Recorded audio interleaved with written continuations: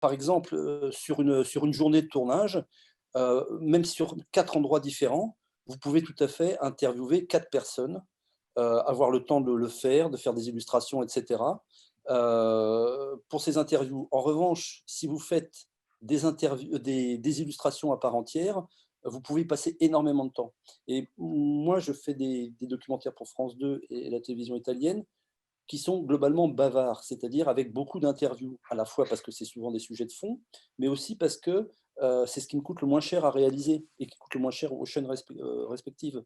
Donc, par exemple, si je fais, je veux dire, en une matinée, je peux faire jusqu'à 3 interviews. En revanche, en une matinée, bah, je sais que je vais faire des images de ville et que je vais en avoir très peu. Ce dont on manque toujours au montage, c'est jamais des interviews, c'est toujours des illustrations. En revanche, je suis toujours surpris, moi, qu'à la FFCV, à Cinévif, je vois énormément de documentaires, de reportages, avec pratiquement pas d'interviews et beaucoup d'images. Et ça, c'est très, très bien. Alors après, on peut discuter de la qualité des commentaires parfois, mais c'est un autre problème. En tout cas, pourquoi? C'est parce que les gens qui le font de manière, non pas amateur, mais à titre de loisir, bah, se donnent le temps qu'ils veulent. C'est-à-dire qu'effectivement, si moi je fais un documentaire dans le cadre ou un reportage dans le cadre de Cinévif, bah, je vais me donner le temps que je veux, quoi. Je vais me dire: «Bah, voilà, s'il dure 6 minutes, il dure 6 minutes, s'il dure 13 minutes, il dure 13 minutes». C'est le temps que j'ai envie de donner, qui me semble, pertinent de faire, légitime et en même temps, comment dire? Si j'y passe, 6 mois, bah, j'y passe 6 mois, mais j'ai fait comme un artisan, j'allais dire. J'ai travaillé mon produit, ma production, à mon rythme, en y mettant les ingrédients que je veux. En revanche, quand on est dans un contexte professionnel, on a des jours à respecter, si j'ai 8 jours de tournage pour un documentaire, j'ai 8 jours de tournage, j'en ai pas 9. Donc il faut que je rentre tout dans ces 8 jours.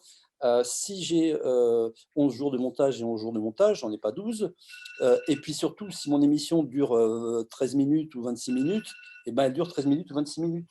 Je regarde juste, il y a mon téléphone qui sonne, si c'était quelqu'un qui voudrait nous rejoindre. Sinon, je réponds pas. Non, je réponds pas. Excusez-moi, DJ, Oui, oui, je me permets de vous bien interrompre. sûr, bien sûr. Il y a votre caméra qui n'arrête pas de bouger, si c'est possible. Ah, là? Je Là, commence à là, je la avoir. fais bouger, mais sinon, là, elle bouge? Ah, mais c'est parce que je suis assis sur un canapé, c'est désagréable, effectivement, de suivre quelqu'un qui bouge tout le temps. Je vais essayer d'être plus stable. Heu, Merci. et comme je te vois parce que tu es dans ma fenêtre à moi, celui qui est juste à côté de moi, n'hésite pas à faire un geste de la main pour dire, «Ça va pas», quoi. Il y a pas de souci. Ah oui, mais alors déjà, moi, je marche, oui, je bouge déjà naturellement. Je vais essayer de me retenir. Alors, hem donc vraiment, là, le problème n'est pas le même quand on fait du cinéma loisir parce qu'on a le temps. Enfin, en général, on a le temps, on se donne le temps qu'on veut, quoi. Et donc on a le temps de ramasser beaucoup plus d'images et donc ça justifie d'autant moins d'avoir quelque chose qui ne soit que «bavard» entre guillemets. Hem,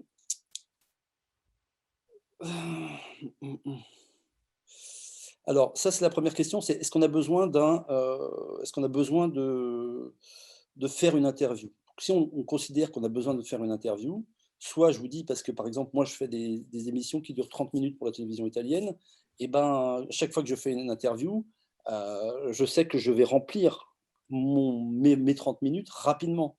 Si je dois trouver les équivalents en illustration, là pour la télévision italienne, c'est moi qui produis les émissions, elles me sont achetées donc ça me coûte beaucoup plus cher de passer énormément de temps en illustration.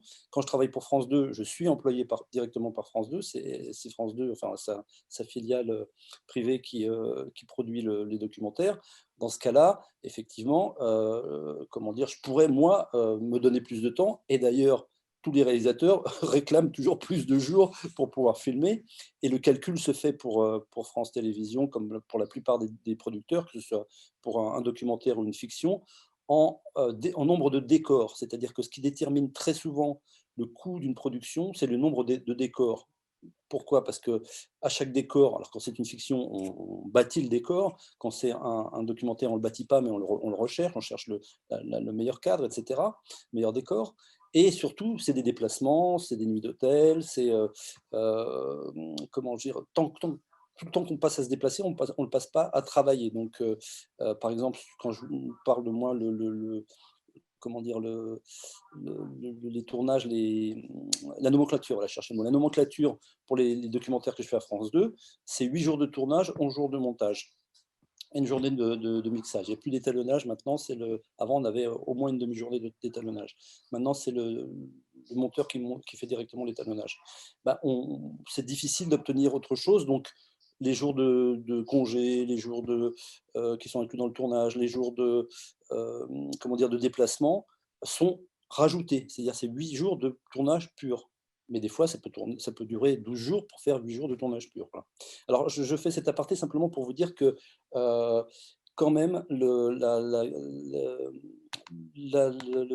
l'interview, c'est une grosse facilité pour amener du contenu, et du contenu qui peut être intéressant, quoi. Parce qu'après, si c'est des illustrations, il faut qu'elles soient intéressantes, il faut qu'elles soient bien filmées, il ne faut pas qu'elles soient floues, etc. Il faut qu'elles apportent de l'information supplémentaire à ce qui est dit en commentaire, quoi. Voilà. Alors, le choix de l'interviewé, ça, c'est très important. C'est-à-dire, une fois qu'on se dit: «Bah, j'ai besoin de telle interview», pourquoi on va interviewer telle personne ou telle personne? Ah oui, c'est peut-être à ce moment-là que c'est parce que je me recadre, parce que, je crois que je je m'enfonce à la fois dans le canapé et en même temps, j'essaye d'avoir un semblant de dignité, donc je me remonte. Je pense que c'est ça qui fait que ça bouge beaucoup, excuse-moi. Hem, alors, ce qui est très important dans le choix de l'interviewé, c'est son statut. Alors, soit la personne interviewée est un témoin. Alors, quand je dis pas un témoin d'un accident, mais si on prend l'exemple de la FFCV, ça va être les gens qui pratiquent. Ils témoignent de leur pratique. Le témoignage, il est jamais. Enfin, bien sûr, tout le monde peut mentir, mais a priori. Ah oui, c'est ça, c'est parce qu'il est sur mes genoux qui bouge tout le temps. Attendez, je vais essayer de mettre un coussin ou quelque chose pour amortir. Euh, oui, le témoin, en mettant de côté le fait qu'il puisse mentir évidemment, il témoigne de sa vérité. C'est-à-dire que le témoin, il est toujours vrai, en ce sens que nous, on pratique du cinéma amateur, ou de loisirs, si on témoigne de notre pratique, bah, personne ne peut nous le contester. C'est-à-dire que c'est notre vérité à nous. En revanche, comment dire, on peut, si on imagine faire un documentaire sur la FFCV, sur Cinévif, euh, se dire quels sont les statuts des gens dont j'ai besoin. Donc les trois grands statuts, c'est le témoin, c'est-à-dire la personne qui vit la chose, ou qui est spécialiste, enfin pas qui est spécialiste justement. Après, la deuxième, c'est l'expert, celui qui est spécialiste de la chose. Et le troisième, c'est le responsable institutionnel, le responsable politique, etc. Donc, si on imagine maintenant que l'on fasse un documentaire sur la FFCV. Voilà, on se dit, ben voilà, on va faire un documentaire sur cette fédération. Alors, quels sont les éléments dont on peut disposer? Donc là, je vous invite à intervenir. Le président de la FFCV.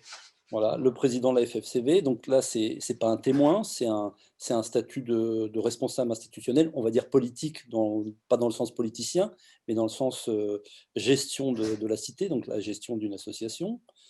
Alors, si on le décline au niveau régional, ça peut être un président de région, ça peut être un président de club, donc il y a un statut différent des autres membres du club. C'est-à-dire qu'on va pas poser les mêmes questions aux responsables du club et aux membres du club, même si c'est un membre au même titre que les autres par ailleurs, mais parce qu'on attend de lui un regard plus haut, plus général sur la situation. Et en revanche, les autres vont en témoigner. Donc ça peut être comment dire, des jeunes ou des moins jeunes, des hommes et des femmes, ou des femmes, etc. Après, on peut aussi interviewer, et là je vous invite encore à imaginer quel autre type de personne on pourrait interviewer sur un reportage ou un documentaire sur la FFCV. Bah, quelqu'un du club? D'un club comme nous? Alors ça, on l'a vu à l'instant là. Non, C'est-à-dire quelqu'un du mmh. club, on a vu déjà qu'on pouvait l'interviewer. Mais une fois qu'on a fait, alors on n'est pas obligé d'interviewer tous ces gens-là, mais qu'on a imaginé Spectateur. pouvoir interviewer le président de la fédération, de la Mmh. région, du club, des membres du club. Une Qui est-ce qu'on... personne une personne du ministère, par exemple, qui gère les associations ou qui est responsable de la formation vidéo. Absolument. Ça peut être quelqu'un du ministère de la Culture euh, qui témoigne de la... Parce qu'il y a il y a des chiffres, hein, par exemple, il y a eu des rapports, des études faites sur les pratiques amateurs ou de loisirs dans le cinéma, dans d'autres domaines. Donc, il y a quelqu'un qu'on peut interviewer, absolument. Moi, je Euh, dirais que ça dépend du documentaire ou du reportage. mhm. Ça dépend du thème, en fait. Est-ce qu'on a besoin d'interviewer, par exemple, le trésorier? Sur quoi ça porte, le reportage? Donc, Alors, trésorier, c'est vraiment une fonction très interne au club. Alors effectivement, si par exemple on est un club, on va dire à, je sais pas, n'importe quel, à Mantes-la-Jolie, et que dans le club de Mantes-la-Jolie, enfin à Mantes-la-Jolie, il y a une télévision locale. Effectivement, peut-être que ça peut avoir un intérêt d'interviewer le trésorier en tant que trésorier, au titre de sa fonction.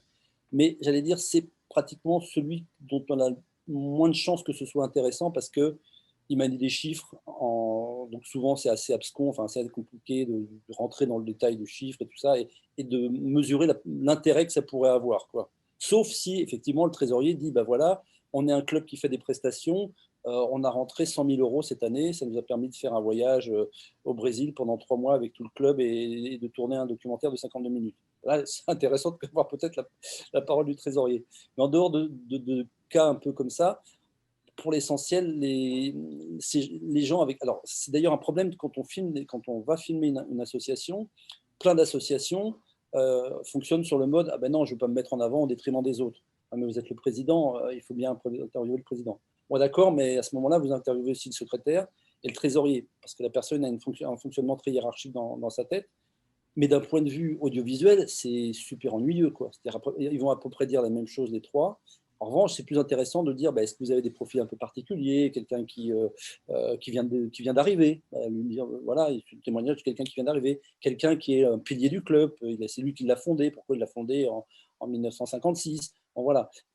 C'est-à-dire plutôt aller chercher les profils particuliers qui peuvent être des témoins, mais des témoins qui donnent des axes d'éclairage un peu différents Ouais, tu ou cherches le franchement gilet jaune du différents. club, quoi. Pardon? Tu cherches le gilet jaune du club.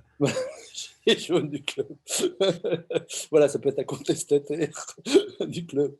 Et alors, ça peut être aussi des scientifiques, c'est-à-dire un sociologue, par exemple. Il y a des sociologues qui travaillent sur le cinéma amateur. Bon, ben voilà, on peut interviewer un sociologue. Alors, pas si on fait pour la radio, enfin, la télé Mantes-la-Jolie, sauf s'il y a effectivement un sociologue qui habite Mantes-la-Jolie, ça peut avoir du sens. Mais pour l'essentiel, c'est quand même voilà, on est, comment dire, euh, des témoins et il y a des spécialistes et il y a des politiques. Alors, ça peut être un élu de la commune. Ben voilà, depuis que le club existe il y a 10 ans, nous, commune, on leur verse une subvention. Pas très intéressant, ça, pour le spectateur. En revanche, depuis que le club existe, il a organisé des festivals, il fait des interventions dans les écoles, ça a permis de dynamiser la vie associative locale. Ça, c'est plus intéressant, déjà. Donc, vous voyez à la fois les questions que vous êtes susceptibles de poser et surtout le statut de ces personnes. Alors, je reviens, moi, à lire mon document. Et si c'était pour justement promouvoir la FFCV, le fait de demander au webmaster de montrer le site de Alors, la voilà. FFCV. Alors, il y a deux choses. Il y a montrer le site, c'est-à-dire qu'on voit le travail qui est fait. Non, Euh, mais savoir ce que l'on peut trouver sur le ce que site. l'on peut trouver dans le site. Oui, oui, absolument. C'est-à-dire que le webmaster du site peut être interviewé pour dire, ben voilà, sur notre site, on trouve telle et telle chose. Ça permet à la fois à des gens qui sont euh, en membres de la FFCV de progresser dans tel ou tel domaine ou d'avoir des informations. Et ça permet aussi à d'autres d'accéder à ce savoir. Voilà, on est FFCV, on a un truc interne, mais en revanche, les savoirs produits à l'intérieur de la maison, on les offre à n'importe qui, à tous les autres, quoi. Donc, dans ce sens-là, complètement, oui, complètement. Alors, je pense aussi à un gars, par exemple, qui s'appelle Frédéric Socher, Soj, c'est S-O-J, Cher, C-H-E-R, qui a réalisé et présenté à Cannes, je ne sais plus, il y a une quinzaine d'années, un documentaire réalisé sur trois réalisateurs amateurs belges Alors, ils étaient ou en couleur, on va dire, ces réalisateurs, mais c'était un regard très sympa qui a été fait. Ça peut être intéressant d'interviewer ce réalisateur sur pourquoi il s'est intéressé au cinéma amateur et qu'est-ce qu'il a retiré de cette expérience vécue avec ces gens qui ont une vraie passion, pour le coup, là, pour le cinéma qu'ils pratiquent. Alors,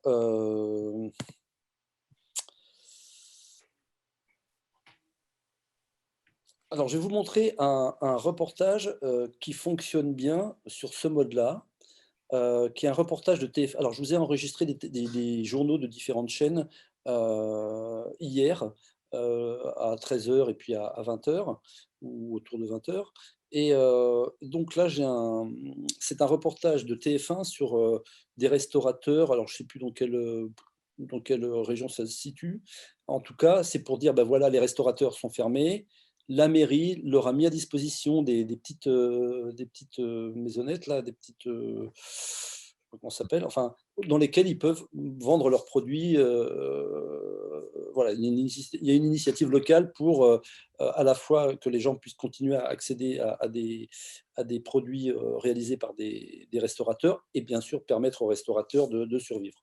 Donc, je vais vous le chercher parce qu'il est à 18, tac, tac, tac. Alors, je vous l'ai dit tout à l'heure, c'est un reportage de TF1, donc malheureusement, je n'ai pas pu récupérer sur la box directement l'image de qualité. Donc, je l'ai enregistré, mais j'ai dû le projeter sur ma télé et filmer ma télé. Donc, forcément, ce n'est pas génial en termes de qualité. Ce que je vous propose, c'est de vous le passer une fois et puis après, on le commente.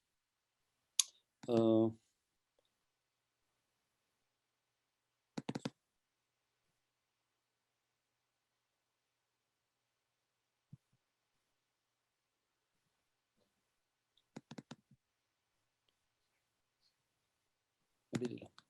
Il est déjà ouvert. Il résisterait aux réunions ou des échanges. C'est comme ça tous ces fameux touristes d'Afrique sont un peu là.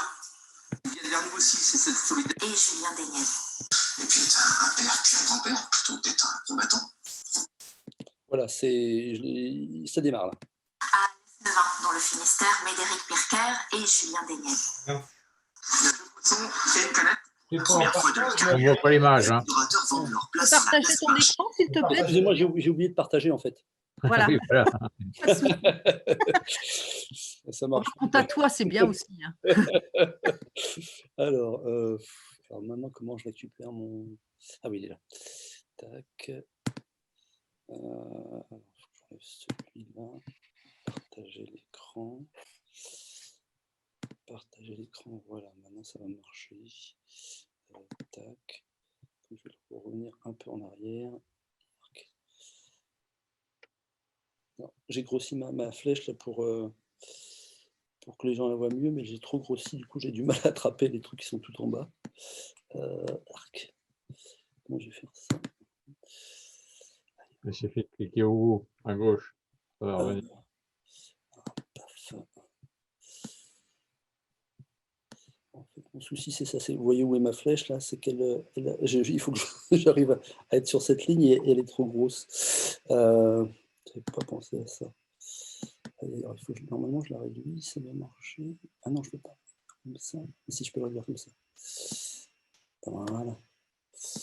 Paf. Voilà. Tu as partagé là actuellement non oui, vous voyez mon écran et ma flèche là. Oui, mais on voit ça, on voit les participants, non si? Non, moi c'est partage d'écran, moi je vois bien. J'ai le partage d'écran. Si, moi je vous vois tous là. Ouais. Alors, je vais le... Moi j'ai le partage d'écran. Là, vous ne voyez plus.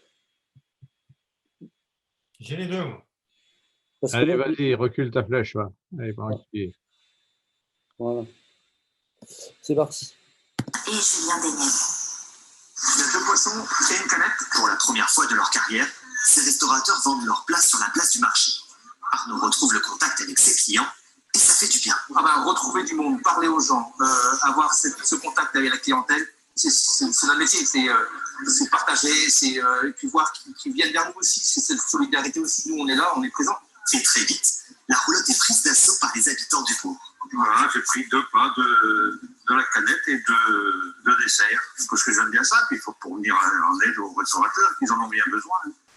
Ça serait bien de l'étendre à d'autres communes. Je pense que c'est une bonne initiative.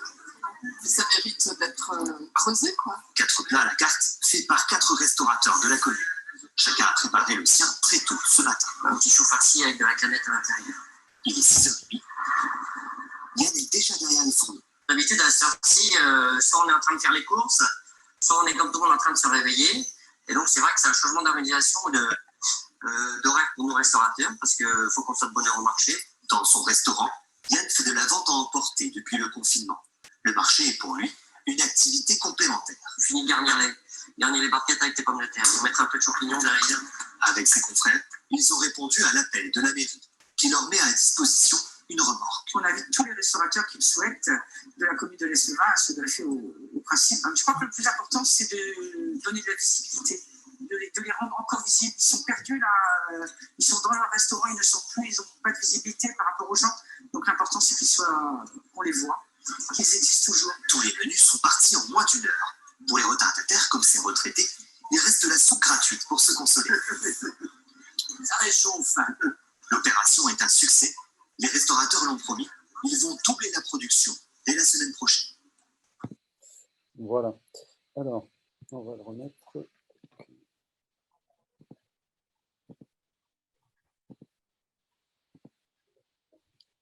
Alors, vous m'entendez, oui? Oui, oui. Donc, l'idée maintenant, c'est alors, vous verrez, c'est de mon point de vue, le seul reportage de TF1 qui, dans ce que je vous ai sélectionné, évidemment, il y en a plein d'autres qui sont certainement très bien, mais qui soit vraiment de qualité. Et donc, vous allez voir, on va se poser la question du statut des gens interviewés à chaque fois. Médéric Pirker et Julien Desniez. Il y a 2 poissons et une canette. Pour la première fois de leur carrière, ces restaurateurs vendent leur place sur la place du marché. Arnaud retrouve le contact avec ses clients et ça fait du bien. Retrouver du monde, parler aux gens. Alors, selon vous, quel est le statut de celui-ci? Bah, c'est un restaurateur, hein, à tous les coups. Mais son statut, si on dit... Responsable. Est-ce que c'est un expert? Est-ce que c'est un témoin? Est-ce que c'est un politique? Enfin, un politique. Non, c'est un patron de restaurant, ça, à tous les coups. Il est acteur, lui, il est acteur. Ouais. C'est le responsable. C'est l'expert. Non, c'est un expert. Alors voilà, et en fait, il est expert de son activité. Oui. Il est interviewé au titre d'expert de son activité, c'est-à-dire qu'il n'y a que lui qui peut témoigner de ce qu'il fait. Mais ce n'est pas un expert qui éclaire, par exemple, quelqu'un qui serait interviewé sur les difficultés, par exemple, je ne sais pas, quelqu'un de la chambre de commerce ou de l'artisanat qui témoignerait des difficultés rencontrées par les restaurateurs dans la région. Non, c'est un expert de terrain, ça. Ça, c'est un expert de terrain, absolument. On y va. Ce contact avec la clientèle, c'est notre métier. Alors, vous voyez 2 choses intéressantes. C'est le cadre. On verra ça tout à l'heure. Il est cadré, ce qu'on appelle gauche cadre ici. Hein, on coupe le cadre en 2 verticalement. Il y a la gauche du cadre, la droite du cadre.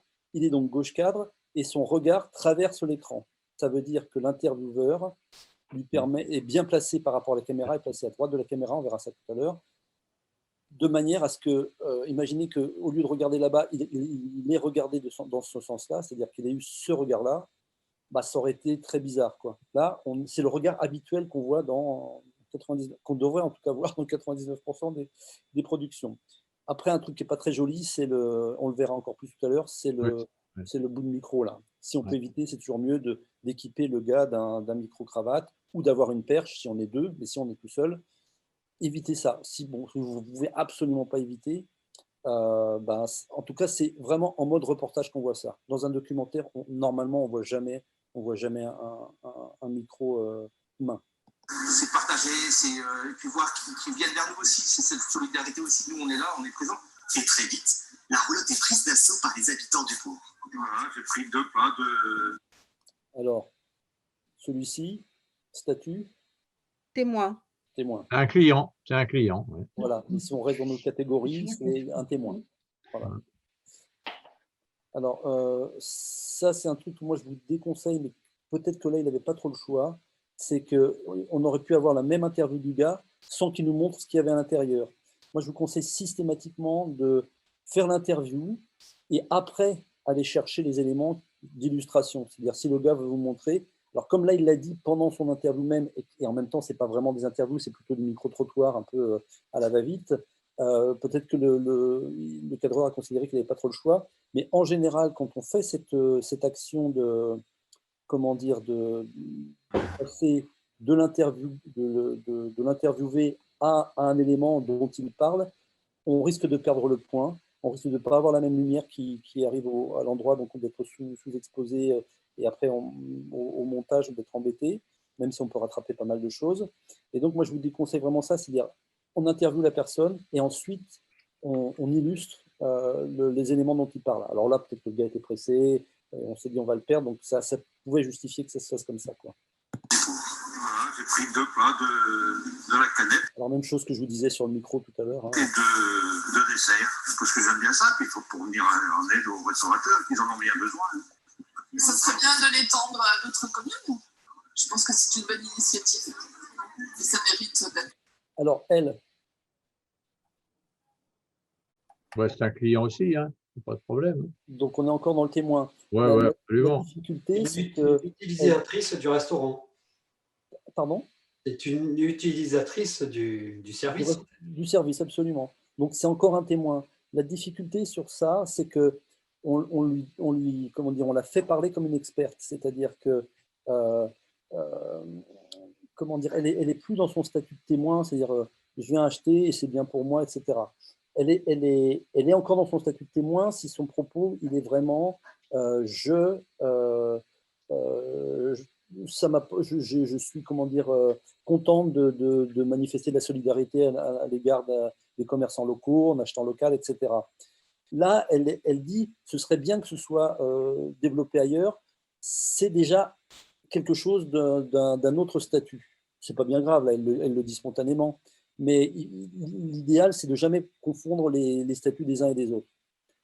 Là, c'est pas grave, parce que vraiment, c'est 3 fois rien qu'elle dit, et puis ça a du sens par rapport au... Bon, spontanément, elle dit, ou à moins que la question l'ait vraiment poussé à ça, ce serait bien que ça se développe ailleurs, quoi. Voilà, bon.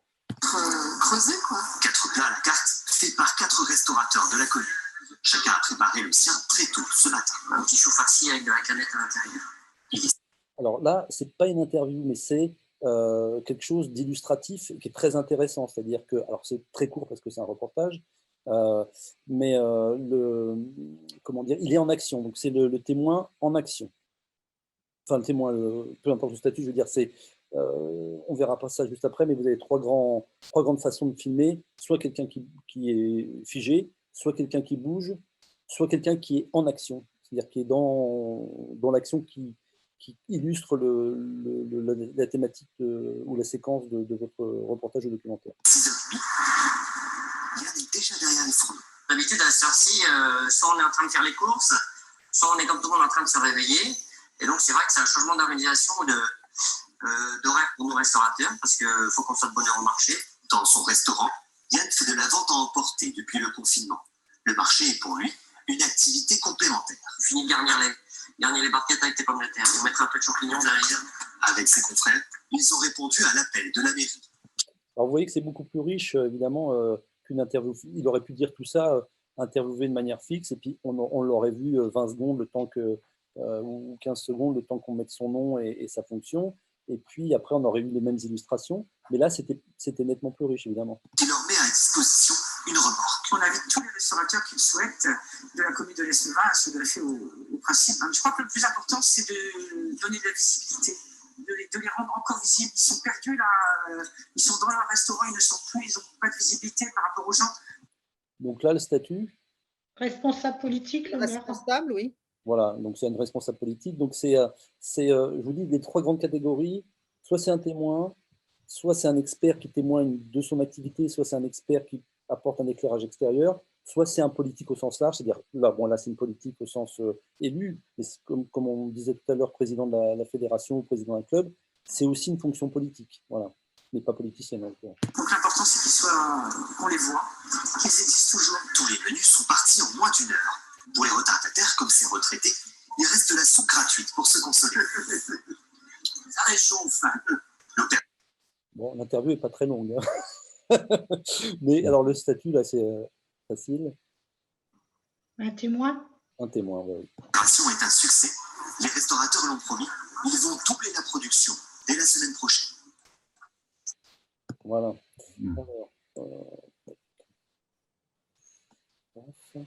Par contre, moi, je tiens à comment dire, à féliciter leur reportage Fin ou même France 2, parce qu'on ne se rend pas compte, mais en fait, quand on regarde un reportage, ça dure quoi, 25, 30 secondes, voire une minute et demie, mais on a toutes les infos, quoi. Ils ont arrivé à condenser ça en une minute, c'est énorme, toutes les infos qu'ils ont diffusées, en fait. Et franchement, ils sont forts, quoi, parce que entre le commentaire off, les interviews et tout, les illustrations d'images, en fait, on a toute l'info en très peu de temps. Et ça, c'est un super exercice à faire, en fait. Et c'est dur, mais c'est très, très formateur, quoi. Absolument. Alors, on va voir justement après comment on prépare un reportage comme ça. Alors, moi, en général, je dis que ça dure une minute et demie à peu près, non pas les reportages, mais l'ensemble du truc, c'est-à-dire le lancement, 10 secondes, 15 secondes à presser de la présentatrice ou du présentateur, et puis 1 minute 15 à peu près de reportage. Il se trouve que là, j'ai minuté parce que j'ai trouvé plutôt plus long que l'accoutumée, et je me suis rendu compte, je ne savais pas, que sur TF1, en tout cas, ceux que j'ai enregistrés là font systématiquement 2 minutes. Alors, je ne sais pas, peut-être que c'était, à mon avis, sûrement pas un hasard, parce qu'on dit vraiment aux gens, ça dure tant. Alors, un exemple, d'ailleurs, quand j'étais jeune journaliste, il y avait un responsable syndical qui s'appelait André Bergeron, AFO, je ne sais pas si les gens l'ont connu.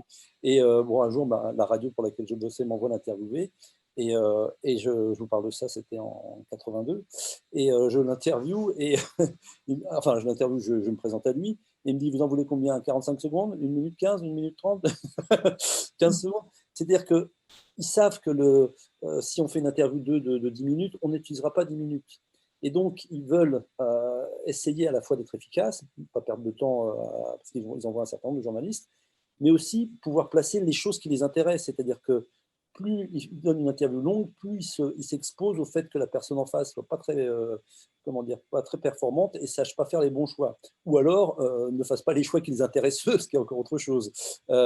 Donc, c'est vrai que si on veut, entre guillemets, maîtriser sa communication, on dit plutôt des choses courtes, et c'est typique, par exemple, des discours, là c'est pas une interview, mais des discours des politiques, où le discours dure, je sais pas, 1 heure devant les militants, mais il y a la phrase ou les 2 phrases ou l'idée dont on sait que c'est celle-là qui va être, dont on veut qu'elle soit reprise, et donc on va dire l'action, et puis on va faire un jeu de mots ou un machin, ou un coup de canif à quelqu'un pour un adversaire politique, parce qu'on sait que ça va faire c'est ça qui va être repris, quoi. Donc en général, c'est pas très intéressant d'interviewer des politiques parce qu'ils sont très langue de bois. Là, c'était pas le cas, parce que c'est un sujet qui touche tout le monde. C'est pas, même si c'est une initiative de la mairie, d'après ce que j'ai compris, c'est ce truc de restaurant comme ça sur la place.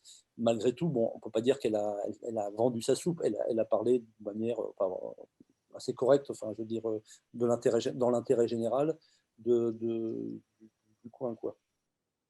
Alors. J'ai trouvé que le commentaire off était super, hein. Il était vraiment bien dynamique et tout. C'est pas facile, hein, de faire un commentaire et puis avec une interview. Moi, vraiment, j'ai trouvé que c'était super, hein.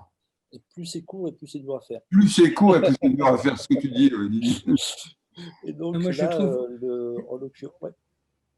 Moi, je trouve qu'une des difficultés aussi, c'est que très souvent, on a des experts. Et comme tu disais au début, l'expert, il doit apporter quelque chose, une information supplémentaire. Et là, c'est ce que je reproche un petit peu à ce documentaire. Le premier interviewé, finalement, il n'apporte pas grand-chose. Il dit, ah bon, on se revoit. Tout le monde le sait qu'on voudrait se revoir. On se rencontre. Tout le monde sait qu'on veut se rencontrer. Donc, finalement, il n'apporte pas grand-chose. Moi, je vois très souvent des interviews de gens, de joueurs de football.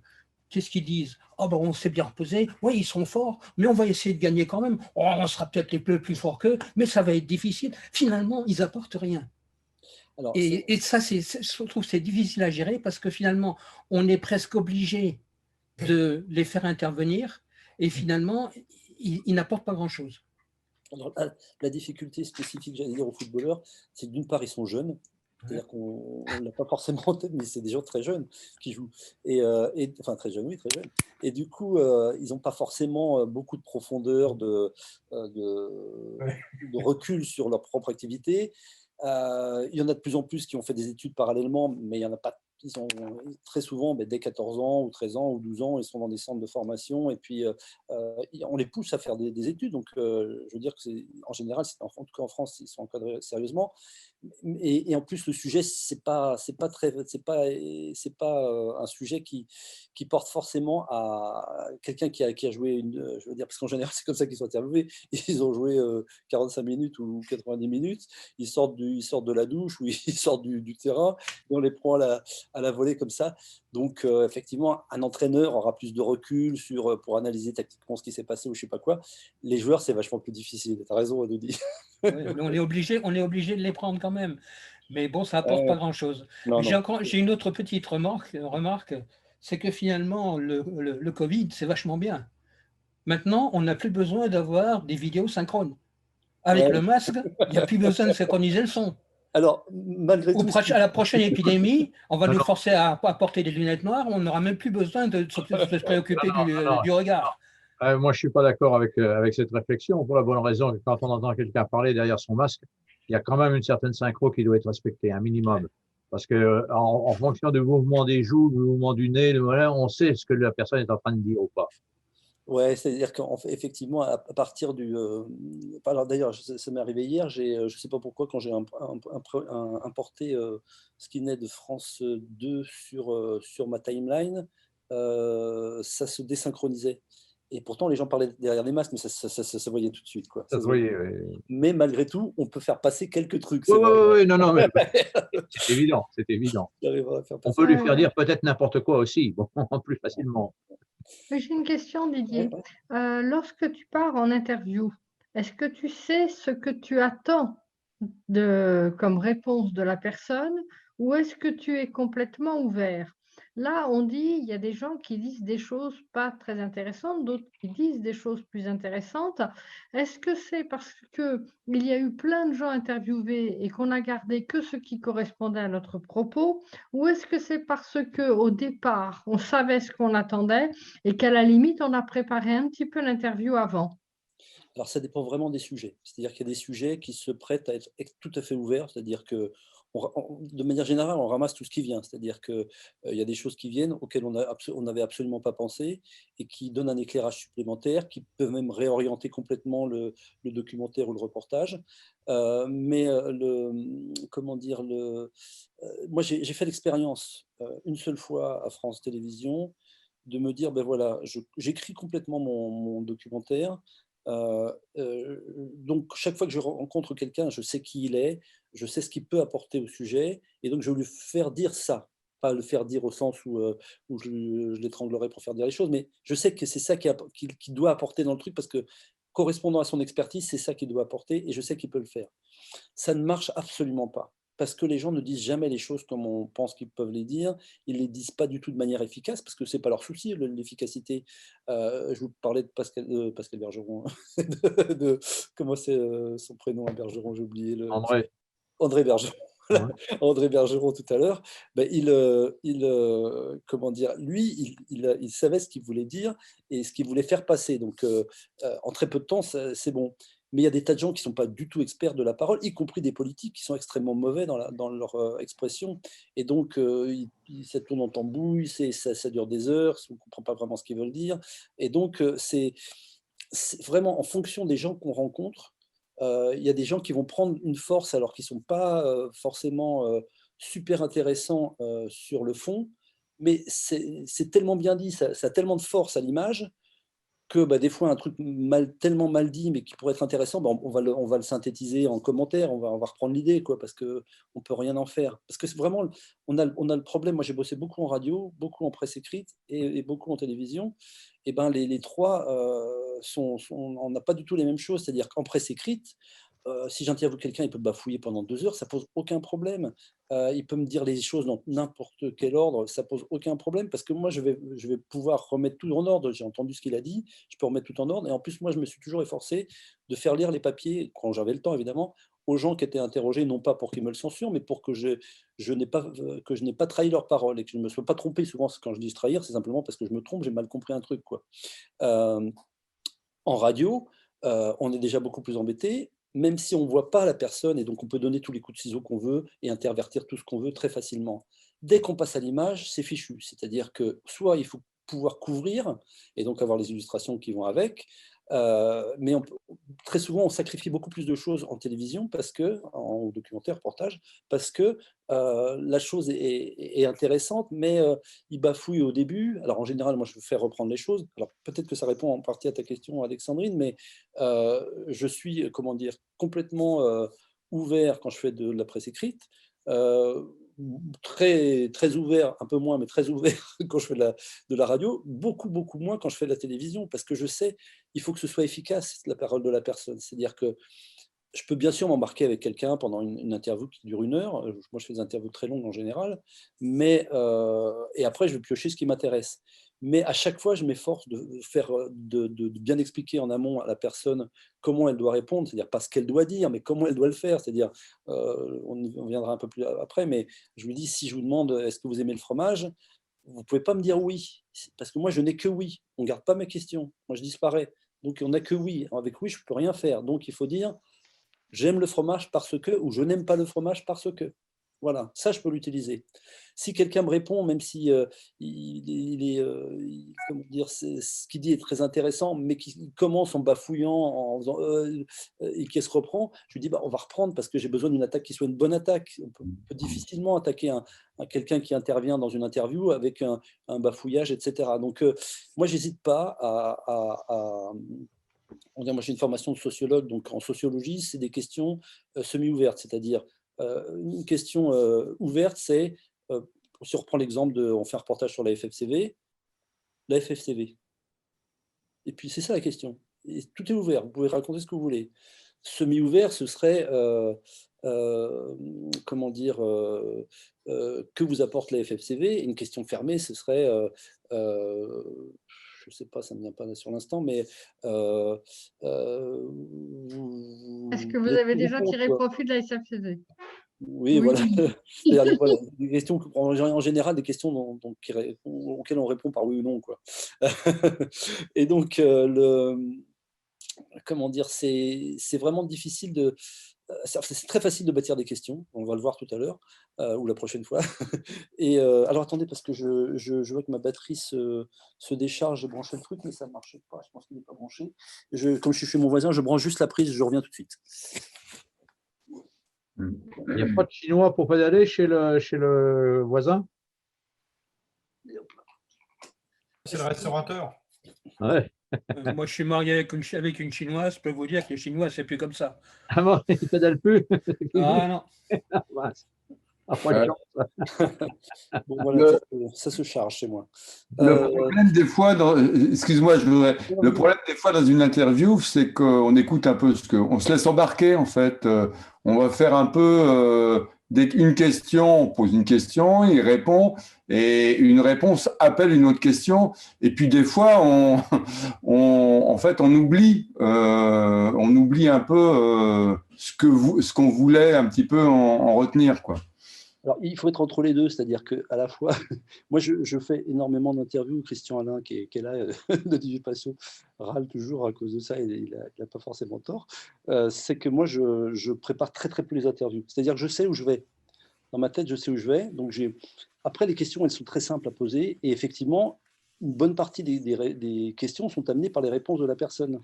C'est-à-dire que même sur un sujet sur lequel vous connaissez absolument rien, vous pouvez tout à fait être un excellent intervieweur. Vous n'avez pas besoin de connaître le sujet. C'est-à-dire que, bien sûr, c'est mieux si vous le connaissez. Mais si vous ne le connaissez pas, ça ne pose aucun problème. C'est-à-dire que simplement avec les grilles de questions qu'on va voir, je dis tout à l'heure la prochaine fois, parce que je sais que je ne suis pas très bon gestionnaire de temps.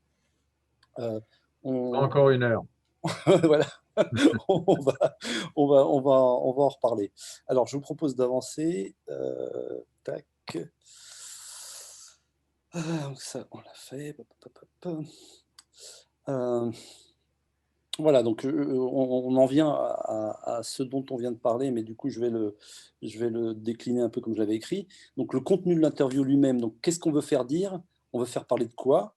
Donc, en vidéo, on a besoin que les choses soient bien dites pour être exploitables. Hein, c'est vraiment ça le problème. On va beaucoup plus facilement couper les gens pour avoir une attaque et un bloc de réponse utilisable. Alors, vous avez des spécialistes qui sont des mauvais clients, c'est alors soit les profs de fac. Alors, par exemple, vous discutez avec avant l'interview, la personne est super intéressante, machin. Dès que vous ouvrez le micro, elle se donne un genre, elle fait des belles phrases qui commencent là et qui finissent là, mais ça devient super ennuyeux. C'est rien à dire sur la construction, mais c'est très, très ennuyeux. Donc, vous avez ça comme, j'allais dire, un mauvais client. Vous avez les spécialistes des digressions, c'est-à-dire la FFCV, qui, comme chacun le sait, est composée de 1300 adhérents et une centaine de clubs, fait un festival tous les ans. Bon, ben vous, en fait, l'info que je veux vous dire, c'est le FFCV fait un festival tous les ans. Si je suis à l'écrit, je vais marquer FFCV fait un festival tous les ans. Mais vous êtes embêté parce que le type, il a fait toute cette digression. Donc, soit vous donnez un coup de ciseau et puis vous collez les deux morceaux et vous trouvez une illustration à mettre dessus. Mais si c'est quelqu'un qui fonctionne beaucoup comme ça, c'est hyper, hyper difficile de le monter derrière. Donc, il faut arriver à cadrer beaucoup plus, hein, pour ce que tu disais, Alexandrine, par rapport à ta question, il faut vraiment beaucoup plus cadrer les gens et être beaucoup plus intrusif d'une certaine manière et comment dire, autoritaire quand on fait des interviews vidéo, sans être ennuyeux, sans être comment dire, désagréable. Moi, j'ai beaucoup de respect pour tous les gens que j'interviewe. Chaque fois qu'il y a un truc qui ne va pas, je leur dis jamais que c'est de leur faute, je leur dis toujours c'est ma faute, j'ai mal fait ça. J'invente même des fois, il y a une panne au machin, si c'est le son qui a une panne, parce que je vois que la personne, c'est pas du tout, ça marche pas du tout, quoi. Il n'y a jamais de panne dans le son. Et alors, vous avez donc ça, vous avez ceux qui restent en l'air, c'est-à-dire qu'ils finissent jamais leur idée. C'est-à-dire que, qu'est-ce que je pourrais inventer, la FFCV qui a été fondée en 1933, et donc ils sont toujours en l'air, toujours comme ça. Et ça se voit, si on donne un coup de ciseau là, ça s'entend, ça ne marche pas, il faut que la personne descende. Elle a été fondée en 1933, et depuis, des dizaines de milliers de personnes en France ont participé à ces activités. Bon, voilà, ça c'est utilisable. Mais si je reste en l'air, parce que ce que je dis derrière est inintéressant, c'est très difficile de couper. Et il y a des gens qui sont vraiment spécifiques, qui parlent beaucoup comme ça parce qu'ils finissent jamais vraiment leur phrase. Et donc, ils restent en l'air parce que dans leur esprit, la phrase n'est pas finie, mais ils ne vous donnent jamais la fin de la phrase, quoi. Donc ça, c'est très difficile à monter dans les interviews. Vous avez les fans de sigles. Qui vous parle énormément en sigle. Alors tout de suite, au secours, on ne sait pas ce que c'est. Alors bien sûr que vous pouvez ensuite incruster, je ne sais pas si je dis, je sais pas, EDF, bon EDF tout le monde connaît, mais imaginons qu'on ne connaisse pas EDF. EDF, deux points, alors imaginons que ce soit un footballeur, tiens, EDF, c'est pas l'électricité, c'est équipe de France. Donc là, si vous incrustez ça après coup, c'est difficile à la fois de lire les choses et de regarder le truc. On perd en partie le spectateur, donc je vous déconseille vraiment de faire. Enfin, je vous déconseille de faire ça. Si vous n'avez pas le choix, vous n'avez pas le choix. Mais je veux dire, si vous vous rendez compte qu'une personne est très portée sur ce genre de manière de parler en disant beaucoup de sigles, c'est-à-dire que souvent les sigles, c'est parce que les gens n'ont pas conscience qu'ils parlent pour un public plus large. Si on fait un reportage sur la FFCV pour le site de la FFCV qui va être regardé par les gens de la FFCV, ce n'est pas la même chose que si on se dit on fait un reportage sur la FFCV qui va être diffusé sur le site de la FFCV, mais qui va être regardé par tout le monde.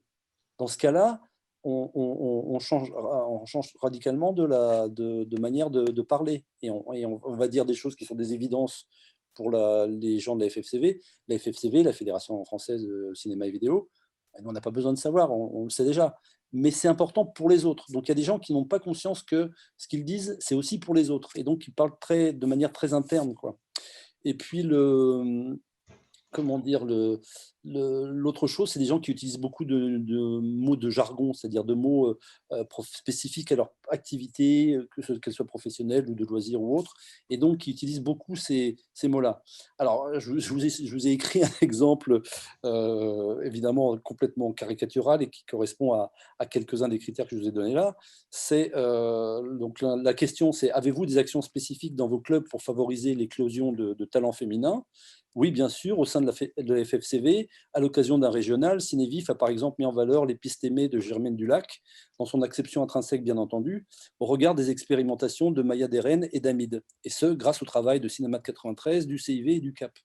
Bon, ça, bon, j'ai fait volontairement un truc, mais que je peux vous traduire. Je peux vous traduire, ça a du sens tout ce que je vous ai écrit. Mais c'est complètement incompréhensible pour et moi le premier d'ailleurs. Si je l'entendais, je ne comprendrais rien, quoi.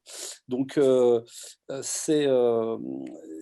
faut repérer ces gens qui sont... C'est pas tant repérer des gens qui sont comme ça, parce que chacun d'entre nous, on peut être amené à utiliser un mot de jargon à un moment donné, ou un sigle, ou je ne sais pas quoi. Donc, il faut le repérer très vite. Et vous dites, soit ça passe, et si vous voyez que la personne le fait, vous dites, bah, vous pouvez dire, je sais pas, CAP, mais si vous dites CAP, dites dans la foulée Club Audiovisuel de Paris. Comme ça, et Club Audiovisuel de Paris, on ne sait pas encore ce que c'est, et ben dites Club Audiovisuel CAP, si vous voulez dire absolument CAP, dites CAP, Club Audiovisuel de Paris, qui est un club affilié qui fait du cinéma ou je ne sais pas quoi. Enfin, c'est-à-dire qu'il faut vraiment vous dire à chaque fois, moi déjà je comprends, il faut que vous compreniez ce qu'il vous dit, ce qui vous est dit, dans l'interview. C'est-à-dire, si dans l'interview, il y a des choses que vous ne comprenez pas, il faut vraiment reposer les questions. Quand j'étais pas toujours pareil, toujours journaliste, j'étais accrédité au ministère de l'Éducation nationale parce que j'étais spécialisé sur les questions d'éducation dans la radio sur laquelle je bossais. Et au rédacteur en chef, je lui dis, mais des fois, je m'étais formé, j'avais lu des bouquins, mais il y a des tas de choses qui m'échappaient encore. Il me dit, mais même si tu passes pour le pire des imbéciles dans la conférence de presse, parce qu'il y a tous les autres journalistes accrédités, du Monde, de télévision, etc., il dit, c'est pas grave, même si c'est une question de béotien, de débutant, ben, tu la poses parce que, d'une part, ça va éclairer un certain nombre d'autres gens qui pensent avoir compris, en fait, ils n'ont pas compris, et mais eux, ils n'osent pas le dire. Et à part vraiment, si c'est une question complètement grotesque, je ne sais pas si Macron fait une conférence de presse et qui parle des États-Unis, mais c'est où les États-Unis? Bon, évidemment, là, ça paraîtrait complètement décalé. Mais sur le reste, souvent, c'est des précisions qui sont nécessaires pour bien comprendre les choses. En plus de ça, moi, quand je bossais à la radio, quand j'arrivais au journal, au journal à la station, entre-temps, bah, l'AFP avait sorti une dépêche, donc s'il y avait un truc qui m'avait échappé, je pouvais encore le comprendre par la dépêche. Mais nous, on n'a pas ça. C'est-à-dire que si on ne comprend pas, on ne comprend pas. Donc, il faut essayer de rattraper le coup. D'autant que je vous dis, là, comme c'est de l'audiovisuel, ben, il faut qu'on comprenne tout de suite ce que la personne dit. Alors, quand je dis comprendre, il y a aussi la compréhension, parce que les gens mangent les mots. Moi, je mange les mots un peu facilement. Ben, là encore, si vous vous rendez compte que la personne a du mal à articuler quelque chose, vous pouvez, alors toujours sans être blessant, etc., reposer la question d'une autre manière un peu plus loin, avec l'espoir qu'elle redise la chose de manière plus compréhensible. Parce que ça, au montage, c'est mortel. Vous vous dites, bah oui, j'ai compris. Mais vous êtes concentré sur ce que vous entendez quand vous lisez votre rush.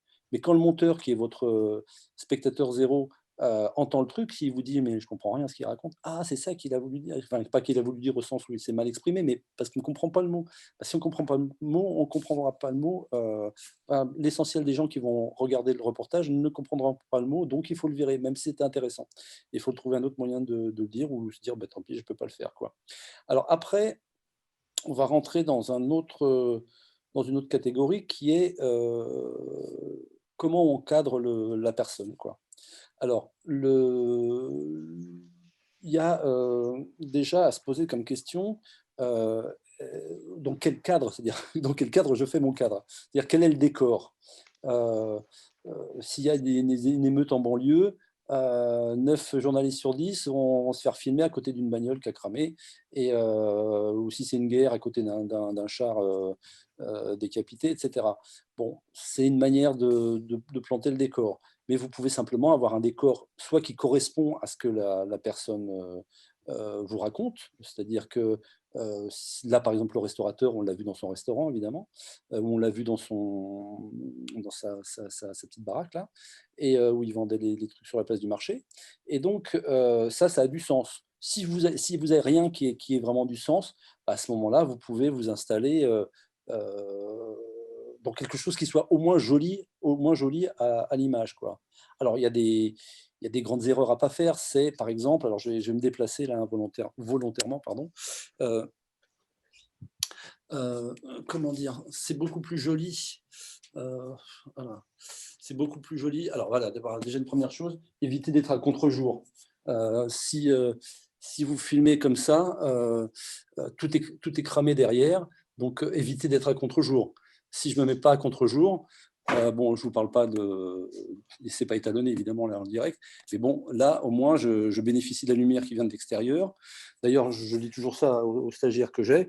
La première chose que vous vous posez comme question quand vous arrivez quelque part, c'est où est la lumière, d'où vient la lumière et quelle est la coloration de la lumière. Alors, il ne faut surtout pas oublier de faire sa mise, comment dire, son blanc. Ça va dans des blancs. Sa valeur des blancs au tout début. Alors, soit l'appareil vous le donne, soit vous le faites à l'ancienne, c'est-à-dire vous mettez une feuille de papier blanc que vous faites tenir à votre interviewé quelques secondes. Alors, évidemment, si c'est le président de la République, vous n'allez pas lui demander ça à lui. Vous demandez à un autre technicien quand vous avez une équipe, et sinon, vous le posez simplement comme ça, vous le scotchez sur la chaise, et vous faites le point de manière, enfin, la mise au blanc. Cherche le mot, j'arrive pas à le trouver. La balance des blancs. La balance des blancs, voilà. La balance des blancs, comme ça. Mais bon, en général, maintenant, on peut le faire directement avec les appareils qu'on a entre les mains. Donc, en termes de cadre, voilà, mon voisin est un ancien militaire, et donc, imaginons que je sois moi-même un ancien militaire qui parle du sujet. Ça peut être voilà, ça peut être ça. Bon, là, je suis pas. Vous voyez que là, il faudrait que je regarde. Il y a des reflets, oui. Voilà. Alors, bon, disons que si. C'est un ancien marin d'ailleurs. J'essaie de cadrer à peu près. Voilà. Voilà. Si je parlais comme ça, en parlant là-bas, voilà, comme ça. Bon, ben ça aurait du sens. C'est-à-dire que voilà, je parle d'un sujet militaire. On a des trucs militaires. Bon, ça peut avoir du sens. L'autre chose qui est importante dans votre problème de cadre, c'est de ne pas coller les gens au mur. C'est-à-dire que, alors, voilà. Là, je suis... j'essaie de trouver un endroit. Attendez, j'essaie de trouver un endroit chez lui. Chez moi, c'était bien pour ça. Voilà. Voilà, de ne pas filmer les gens comme ça, quoi. C'est très très moche d'avoir des gens qui sont collés à un mur, à une porte ou quelque chose. Je me mettrai exactement au même endroit. Enfin, je vais tout droit, j'avance tout droit. Bon, ben voilà, là j'ai de la profondeur de champ derrière moi. Bon, je ne parle pas de... J'ai vraiment du mal à cadrer avec le truc à la main. Mais tout de suite, c'est beaucoup plus joli, en tout cas, beaucoup plus respirable d'avoir de la profondeur de champ derrière soi, derrière la personne qui parle. Alors après, vous avez bien sûr les différentes valeurs de plan. Donc, pour une interview, vous pouvez être donc cadré. Alors, une chose importante, oui, si vous cadrez très serré comme je suis là. Alors, est-ce que vous me voyez avec marqué Didier Bourg dessus, ou vous me voyez sans marqué Didier Bourg dessus? Attends, je n'ai pas compris la question. Parce que en fait, moi, quand je me vois dans un tout petit écran, et je vois marqué Didier Bourg en bas de mon visage. À gauche, Et à gauche, en bas. Ouais, c'est ça. Donc, en fait, alors je vais me mettre de l'autre côté là. Voilà, là je suis plus dans le Didier Bourg normalement, c'est ça? Il est en plein dedans. Ah, je suis en plein dedans là. C'est marqué en bas à gauche. En bas à gauche, oui. Là maintenant, tu l'as au niveau de ton menton. Ah, parce que moi c'est l'inverse, je l'ai dans l'autre sens. Et ici maintenant, vous... Ah, voilà, c'est mieux. Ah oui, d'accord. Là, tu es au nez au cadre à droite. Ah oui, parce que tout est inversé par rapport à chez moi, d'accord. Alors, parce que tu es en miroir, en fait. Tu as Ouais, dû te mettre en miroir. Ah oui, d'accord. Ouais, alors, en tout cas, ce que je veux vous dire, donc là, visiblement, vous ne m'avez pas avec Didier Bourg, là. Là, le Didier Bourg n'est pas sur mon visage. Non. Non, il est en bas. Il est en bas à gauche. Voilà. Alors, comment dire, si vous faites un plan serré, il faut conserver de préférence le menton Et si vous devez couper quelque chose, c'est couper là-haut. Alors, on évite ce qu'on appelle les plans casquettes. C'est-à-dire, un plan casquette, c'est un plan où vraiment on est à ras de la tête. Là, c'est pas jojo. En revanche, si vous coupez, alors il ne faut pas couper à ras des yeux, c'est très moche, mais essayez de trouver quelque part dans le front, de manière en tout cas à dégager le menton. C'est plutôt comme ça qu'on parle. Après, enfin, que ça passe bien en photo et surtout en vidéo, mais en faisant très attention que si vous cadrez serré et que vous avez quelqu'un qui parle comme ça, et vous allez en voir un tout à l'heure, bah, c'est pas terrible du tout, quoi. Donc évitez les plans très serrés, en sachant qu'il y a les hommes et les femmes en général, mais évidemment ça change d'un individu à l'autre, ont globalement deux trucs qui ne leur plaît pas trop. Chez les dames, c'est les rides. Donc quand vous cadrez une femme, et que vous lui montrez après l'enregistrement, elle va vous sauter à la gorge si elle va voir ses rides, que vous ne voyez pas, parce que vous voyez une personne qui est belle, qui dit des choses intéressantes, etc. Donc, ce n'est pas ça qui vous saute aux yeux. Et chez les hommes, c'est le ventre. C'est-à-dire que plein de fois, je dis ça vraiment d'expérience, c'est-à-dire que j'ai eu plein de fois des gens qui sont, enfin plein, oui, qui ont dit, bah, je ne me suis pas aimé, gna gna. Et en général, c'était les hommes à cause du ventre et les femmes à cause des rides. Mais vous pouvez très bien voir l'inverse, ou aucun des deux d'ailleurs. Quelqu'un qui s'en contrefou et qui a bien raison. Il faut penser à l'éclairage. Alors oui, alors c'est difficile à maîtriser. Pour les rides, pour ne pas avoir des ombres portées sur le visage, il faut faire attention à l'éclairage, voire trouver une orientation, le soleil ou quelque chose comme ça. En tout cas, l'idée, c'est que quand on interviewe quelqu'un, on essaie toujours de le mettre en valeur, quoi, pas de le montrer dans la partie la moins valorisée d'elle-même, quoi. Aussi bien dans ce qu'elle dit, dans son image. Ça veut dire que si elle a la cravate légèrement de côté, ben, on va laisser de la mettre droite. Si le micro il est tordu, ça tord le vêtement, ben, on va essayer de trouver ça autrement. Voilà, de prendre en tout cas le temps de soigner la personne, quoi. Mais justement, de ce qui vient de te dire, je ne sais pas si c'est Sylvie ou quelqu'un d'autre là, qui vient de parler de l'éclairage qui adoucit le visage.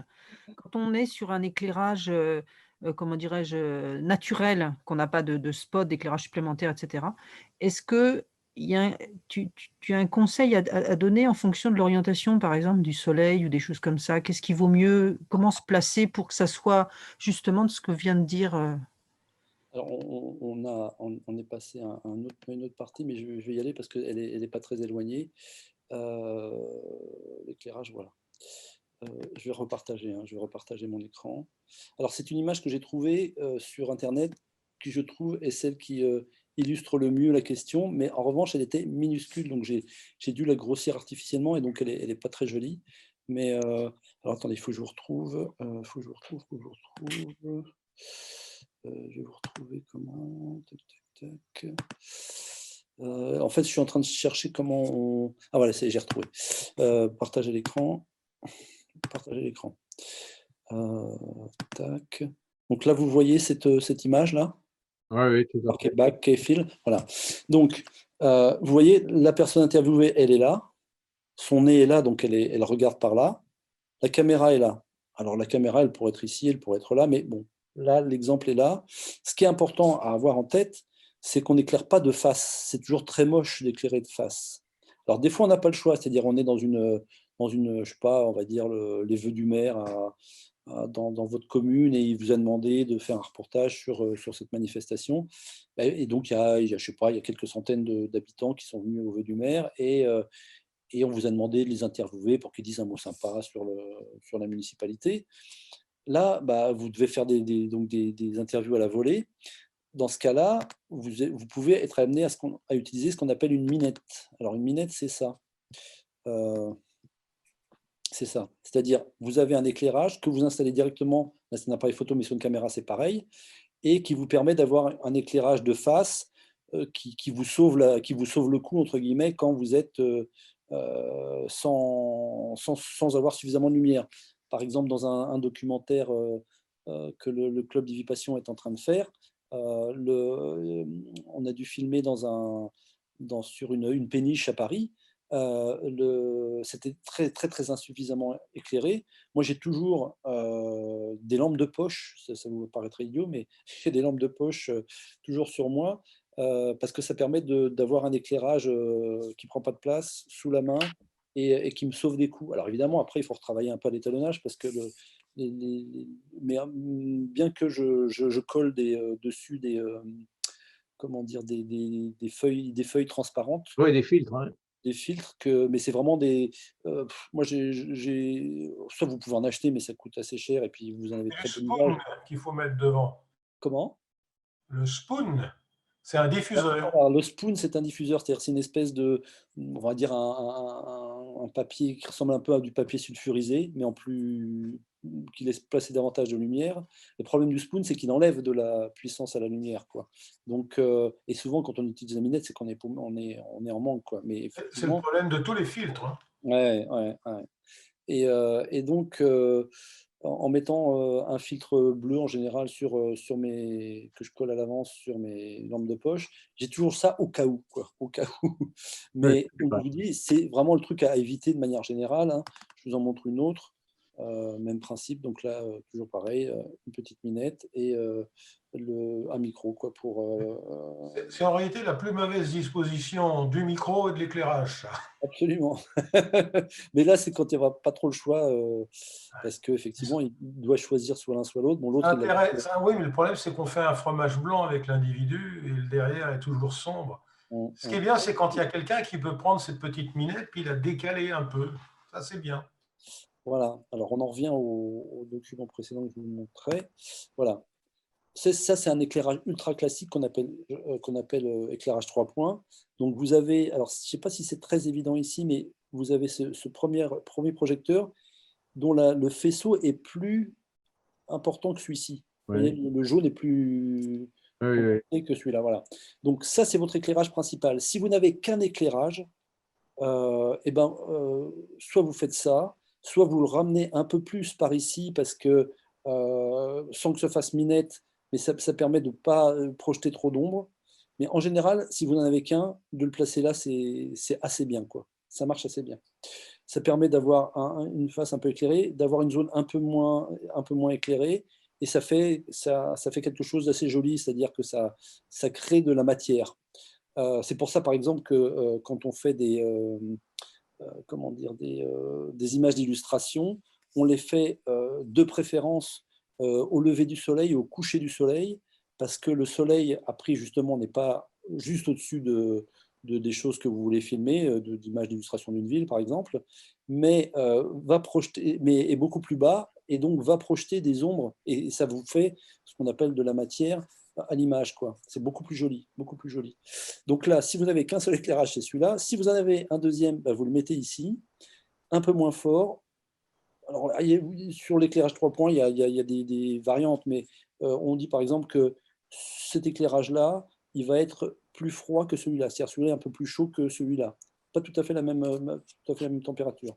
Et puis, il y a ce qu'on appelle le contre, qui est celui-ci, qui, derrière, va permettre, par exemple, de faire qu'il y ait une belle découpe de l'épaule de la personne. Et donc, vous avez une image bien éclairée là, et en même temps, vous avez une petite découpe de l'arrière qui vous permet de détacher davantage encore votre personnage du fond. Voilà. Il y a le réflecteur aussi qui est intéressant à utiliser. Un réflecteur, par exemple. Alors, un réflecteur, c'est effectivement, donc un réflecteur, pour ceux qui sauraient pas ce que c'est, on va vite en chercher un. Arc. Tac. Il y a une chose aussi à avoir toujours, c'est un peu de fond de teint simplement pour lisser un peu le visage. Alors, les réflecteurs vidéo, hein, c'est ces trucs-là qu'on... Non, c'est pas celui que je voulais mettre. Hein, ce genre de choses, quoi. Je ne sais pas si vous voyez suffisamment. Oui. Voilà. Donc, alors, un réflecteur, c'est bien parce que malgré les éclairages que vous pouvez mettre, parfois le visage est pas suffisamment éclairé. Alors, il faut que je vous remontre le...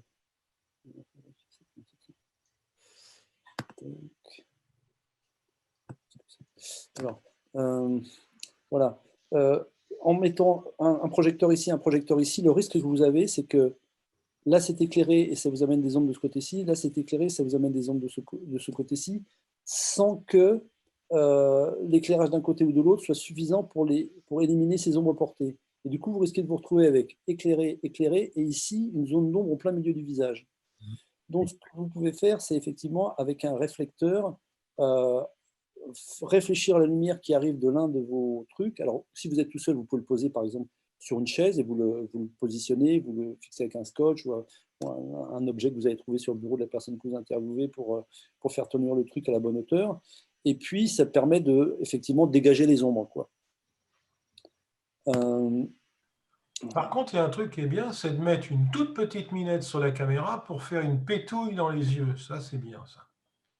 Exact, c'est-à-dire de pouvoir déboucher un petit peu le... Bah, ça revient un peu à ce que je vous disais sur le réflecteur, en ayant effectivement cette minette. C'est vrai que moi, j'en ai un peu abandonné l'usage, mais tu as raison, j'ai tort. En fait, on devrait l'utiliser davantage.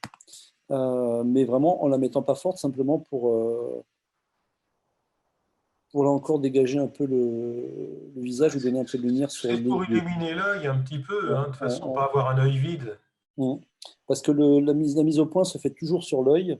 Enfin, toujours. Si je veux dire une interview classique, quoi. Après, si vous êtes dans une fiction, vous voulez donner un genre particulier, c'est autre chose. Mais sinon, c'est vraiment, on fait le point sur l'œil. Et le fait effectivement de renforcer un peu la luminosité sur l'œil même donne encore plus de vie et de présence à la personne, quoi. Oui, par exemple, j'ai regardé hier là, sur la 5, c'est pas C'est à vous, là, le samedi, mais je ne sais plus le nom de l'émission, peu importe.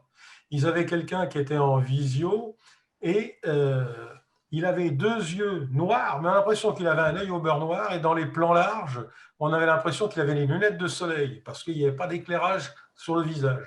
Et ça, c'est très moche. Hein. Ouais. C'est pour ça qu'on éclaire, enfin, c'est pour ça. Par ailleurs, on éclaire en général en haut, au-dessus de la personne. C'est-à-dire que si l'éclairage vient du dessous, ça lui fait une espèce de tête de Dracula, quoi. Ça projette les ombres. C'est vraiment pas jojo. Donc, on essaye plutôt de mettre l'éclairage légèrement au-dessus de la personne. Alors, autre chose importante, ça, ultra classique, hein, enfin, je veux dire, vous tous presque, vous savez ça, mais il y en a qui ne le savent pas.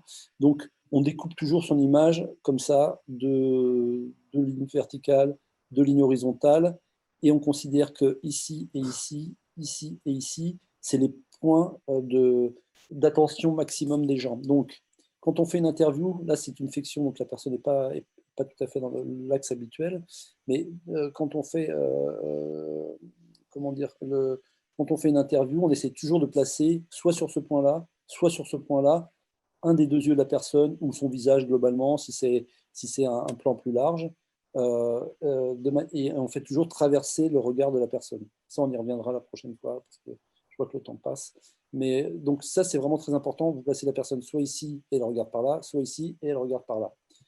Ce qui veut dire que vous-même êtes placé à un certain endroit de la caméra. Et ça, je le dirai après, probablement la prochaine fois.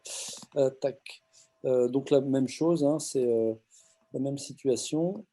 Donc on a, si elles ne sont pas visibles ici les lignes, mais vous voyez que la personne, globalement, il n'y a pas besoin d'être absolument précis, mais globalement, on place la personne plutôt à gauche ou plutôt à droite et plutôt vers le haut, d'un côté ou de l'autre, et avec toujours son regard qui traverse l'écran et qui regarde la personne qui l'interviewe. La personne interviewée n'est jamais face caméra. Ça, c'est... je vous ai mis ça tout à l'heure. Enfin, oui, j'ai ouvert. Voilà, ça c'est... alors, je vous ai enlevé le son parce que c'était... comment dire, ça portait sur les questions d'inceste, et donc bon, il y a peut-être des gens que ça dérange. Du coup, l'intérêt, c'est le cadre. Vous voyez que là, c'est complètement autre chose. Le personnage, il est au centre de l'image, parce que c'est un discours, c'est une fonction solennelle. Le président de la République, il regarde directement le public, le téléspectateur, et il est au centre de l'image, parce que c'est pour donner un côté majestueux à la personne. Mais jamais on fait ça en reportage ou en documentaire. Enfin, sauf que je l'ai vu hier sur TF1, je vous le montrerai. C'est ce qu'on appelle une déclaration, ça. Voilà, absolument. Plutôt qu'une interview. Oui, bien sûr. Mais si c'était une conférence de presse, par exemple, on aurait le même cadre. Alors que là, ça ressemble déjà à de l'interview. C'est-à-dire au moment des questions, on voit la personne qui a la même façon. Pour avancer encore. Donc, est-ce que je filme la personne assise ou debout? Et ben attendez, je vais revenir de manière à ce que vous me voyez quand même. Paf. Voilà. Donc, on va filmer les personnes. Hop, je recale un peu. Voilà. Là, c'est majestueux, je suis au centre du truc. Non, ce serait plus étonnant si, par exemple, je vous parlais comme ça, quoi. Là, ça, c'est bien pour une interview. Ou ça. Ou ça, pardon. Mais pour m'adresser à vous, là, ça ferait vraiment bizarre que je le fasse comme ça. Donc, pour en revenir à l'interview, donc, est-ce qu'on filme la personne assise ou debout?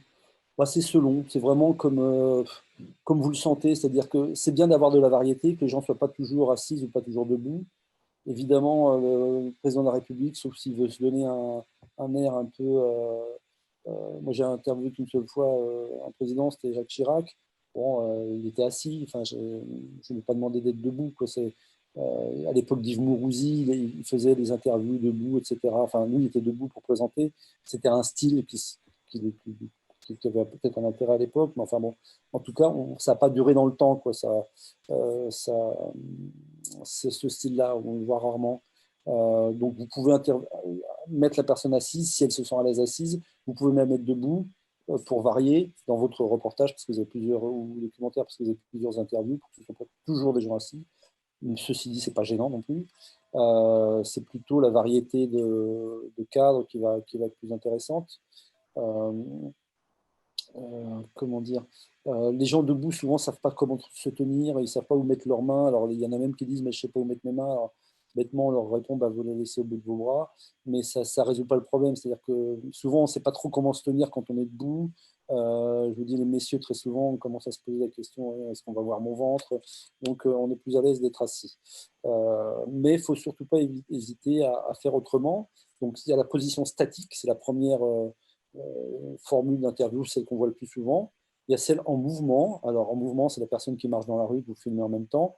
Très, très, très vite, vous risquez de vous retrouver avec un truc qui fait comme ça et qui va vraiment ennuyer les gens. Donc il faut le maîtriser, hein, le geste de déplacement, il faut marcher un peu comme un félin. Ça peut être en mouvement quelqu'un dans la voiture, c'est-à-dire que vous êtes assis à la place du mort, enfin, ou à côté du chauffeur, et vous filmez la personne, donc ça c'est un ultra classique, mais il ne faut pas hésiter à le faire parce que ça varie, mais il faut aussi le justifier, c'est-à-dire que si vous interviewez un ministre, il est dans sa voiture, on ne comprend pas bien pourquoi. Il vaut mieux qu'il soit derrière un bureau avec un petit drapeau derrière lui, quelque chose comme ça. En revanche, si je vous cite parce que c'est dans un des reportages que j'avais prévu de vous montrer, c'est un éboueur qui est dans son camion et qui dit bah voilà, on a reçu une prime parce qu'on a été en première ligne pendant le Covid. Bon, ça a du sens, c'est un chauffeur de camion de ramassage d'ordures. Bon, ça a du sens de l'interviewer dans son camion. Il faut que ça ait du sens, quoi. Globalement, il faut que ça ait du sens, ou alors il faut le justifier. Dernièrement, là, c'est le dernier documentaire que j'ai fait à la télévision italienne que j'ai fini de monter il y a une dizaine de jours. Il y avait une personne qui faisait un parcours et qui allait récupérer des gens pour... c'est un documentaire sur les mineurs en Isère, les mineurs, les gens qui étaient dans les mines.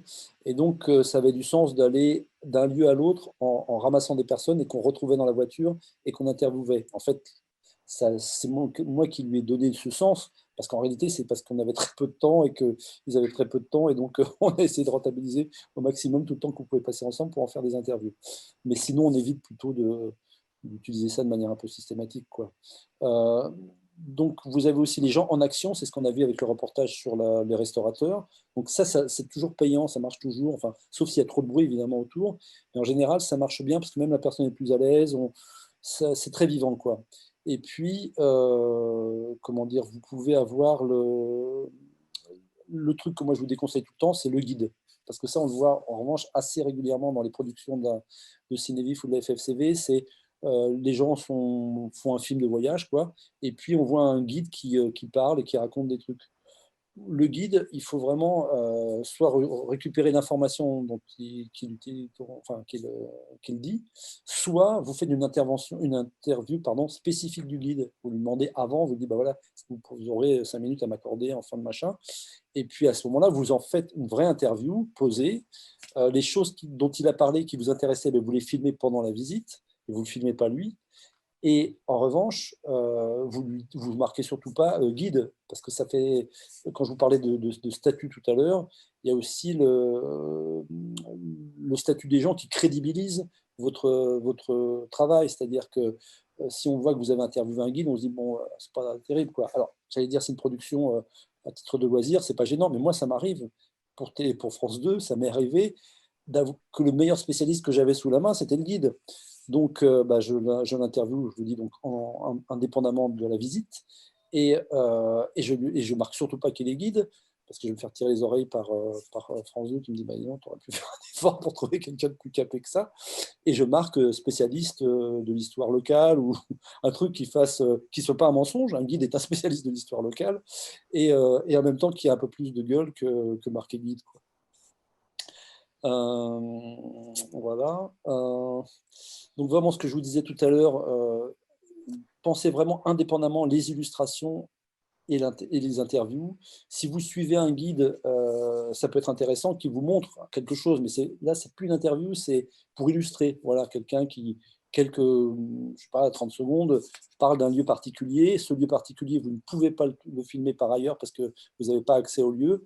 À ce moment-là, on peut comprendre que vous ne pouvez pas le faire autrement qu'avec un guide, mais je vous dis vraiment dissocier le moment où il parle de la chose et le moment où ensuite vous allez prendre un peu de retard sur le groupe parce que vous allez prendre le temps de filmer la chose dont il vous a parlé, mais au moins vous pouvez soigner votre image, quoi, et pas avoir des pertes de points de luminosité, quoi.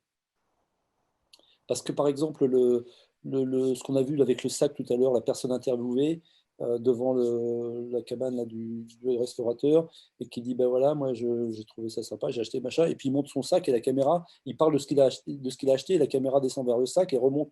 Ça vraiment, je vous le déconseille. C'est-à-dire que là, vraiment, sincèrement, il n'y avait pas trop le choix parce que la personne partait ou je sais pas quoi. Mais en tout cas, il aurait fallu faire en 2 temps. C'est-à-dire qu'une fois, si la personne avait le temps, une fois qu'elle avait fait, vous ne quittez pas la personne, dans votre interview, vous ne quittez pas le visage de la personne, et après, vous dites, est-ce que ça ne vous dérange pas de baisser la tête vers votre machin, ou d'ouvrir votre sac simplement, ou de sortir les affaires. C'est-à-dire que vous avez quelque chose qui sera une illustration qui aura une meilleure tête que ce truc fait un peu à la va-vite comme ça, quoi. Vous aurez toujours besoin d'illustration, hein. Vous avez besoin d'illustrations parce que vous avez des coups de ciseaux à donner. Là, dans ce que j'avais prévu de vous montrer, mais je vous montrerai ça la prochaine fois, j'ai vu hier sur plusieurs chaînes des trucs que je ne pensais même pas que c'était encore fait, quoi.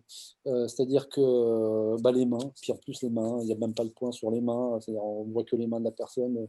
Il y en a une autre qui est interviewée, on voit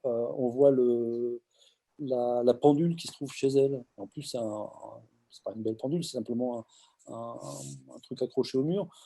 Franchement, c'est incroyable, quoi, qu'on voit des trucs comme ça, parce que même pour un journaliste qui est pressé, il peut prendre le temps, 2 minutes, de filmer un truc qui ait du sens, quoi. Là, je vous avais dit l'autre fois, à l'occasion d'une autre formation, que ce dont sont très addicts maintenant les jeunes cadreurs, c'est ça. C'est-à-dire, ils vont faire un plan comme ça.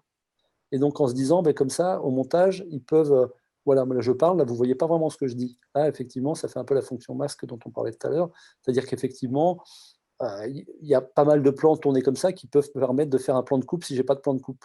Sauf que honnêtement, c'est extrêmement laid. On ne comprend pas pourquoi, alors qu'on avait un plan sympa avant. D'un seul coup, on se retrouve avec un truc comme ça, avec le gars qui continue à parler. C'est très, très moche, quoi. C'est très, très moche. Mais si vous n'avez pas le choix, vraiment pas le choix, je ne vous ai pas convaincu, vous l'utilisez, quoi. Alors, donc, ces illustrations, elles servent aussi pour lancer le sujet, c'est-à-dire qu'elles servent au plan de coupe, mais elles servent aussi pour lancer le commentaire de démarrage, c'est-à-dire que, pas systématiquement, mais dans un certain nombre de cas, vous ne pourrez pas, lancer de but en blanc votre sujet par une interview, il faudra une introduction, quoi. Donc un commentaire d'introduction, donc il faut avoir les images pour ça. Si vous n'avez pas d'images, ben... alors j'ai vu des trucs aussi, j'aurais voulu vous les montrer, mais c'est pas grave. À la limite, je vous les enverrai. Si ce que je peux faire, c'est vous les envoyer par... ouais, mais c'est un peu dommage, si je vous les commande pas, c'est un peu dommage. Mais j'ai vu des trucs où la journaliste fait son commentaire pour lancer une personne, et on voit la personne qui va être interviewée, enfin, dont l'interview va apparaître après, en train de parler comme si elle était en interview. Le plan d'après, on voit la journaliste qui fait ah oui, oui, enfin, qui acquiesce à l'interview de la personne en plan plus large. C'est-à-dire, c'est des plans, franchement, c'est vraiment pas compliqué de prendre. C'est pas long de faire quelques plans pour qu'ils puissent illustrer, ne serait-ce que des passants qui passent dans le champ devant quelque chose qui est en lien avec le sujet, même de manière un peu lâche, enfin élargie, quoi. Mais c'est vraiment, je trouve qu'ils ne font pas beaucoup d'efforts, quoi. Vraiment pas beaucoup d'efforts. Et surtout quand on veut faire un lancement à partir d'un plateau, un plateau en télé, c'est bien d'avoir un peu d'image, j'irais dire, morte au début, de façon à pouvoir faire le lancement, soit sur un moniteur qu'on voit à l'image, soit sur le fond d'écran qu'il y a derrière aussi. Alors, et pas commencer par l'interview, parce que des fois, c'est un peu brusque. Alors, on va voir rapidement quelques trucs, et puis les autres, je les laisse pour la prochaine fois. Je vais vous montrer des choses, parce que quand même, ça illustre bien, et puis probablement, c'est assez ennuyeux de me suivre comme ça à parler. Donc, je regarde les derniers éléments que je voulais vous dire là. Donc oui, l'éclairage de l'interview, donc ce que je vous disais tout à l'heure, première chose à vous poser comme question, d'où vient la lumière, de quelle nature elle est, mais aussi, est-ce qu'il y a assez de lumière? Parce que très souvent, on se retrouve avec des gens avec lesquels il n'y a pas assez de lumière, donc il faut très vite proposer que ce soit à un autre endroit en expliquant quel est notre problème, quoi. Un endroit non bruyant. Et là encore, tout ça, il faut le prévoir à l'avance, c'est-à-dire que moi, quand je sollicite une interview, quel que soit le statut de la personne, je lui explique qu'il me faut une pièce bien éclairée, qu'il faut une pièce qui ne soit pas bruyante, où il n'y ait pas de passage, qu'il n'y ait pas tous les 3 minutes ou 30 secondes quelqu'un qui passe qui ouvre la porte, qui ferme une porte, vraiment. Et les gens en général le comprennent, quoi. Alors des fois, ils ne font pas les bons choix ou par rapport à ce que vous leur avez demandé, et puis ils disent voilà, on a prévu 2 salles, celle-ci et celle-là, laquelle vous préférez? Alors souvent, c'est la salle qui est belle, elle répond pas aux critères, et puis il y a une grande salle assez moche qui répond aux critères. Bon, ben, vous vous débrouillez avec l'un ou l'autre, mais en tout cas, il faut surtout bien le préciser avant, parce que si vous arrivez et que vous vous rendez compte que c'est la catastrophe, la personne, ben, elle n'est pas prévenue, elle vous a accordé un quart d'heure, donc c'est trop tard pour vraiment rattraper le coup, quoi. Et on se balade pas toujours avec une tonne d'éclairage avec nous, quoi. Si vous avez un bruit parasite pendant l'interview, c'est-à-dire par exemple là, imaginons que je sois en train d'être interviewé et que vous entendiez un gamin qui piaille, il faut à un moment donné dans l'interview le voir. Parce que, bien sûr, sauf si les parents disent ah ben non, ce n'est pas notre gamin, parce que sinon, on ne comprend pas pourquoi il y a ce bruit de parasite. Alors, ça peut être aussi une fontaine, je vous cite des trucs d'expérience. Hein.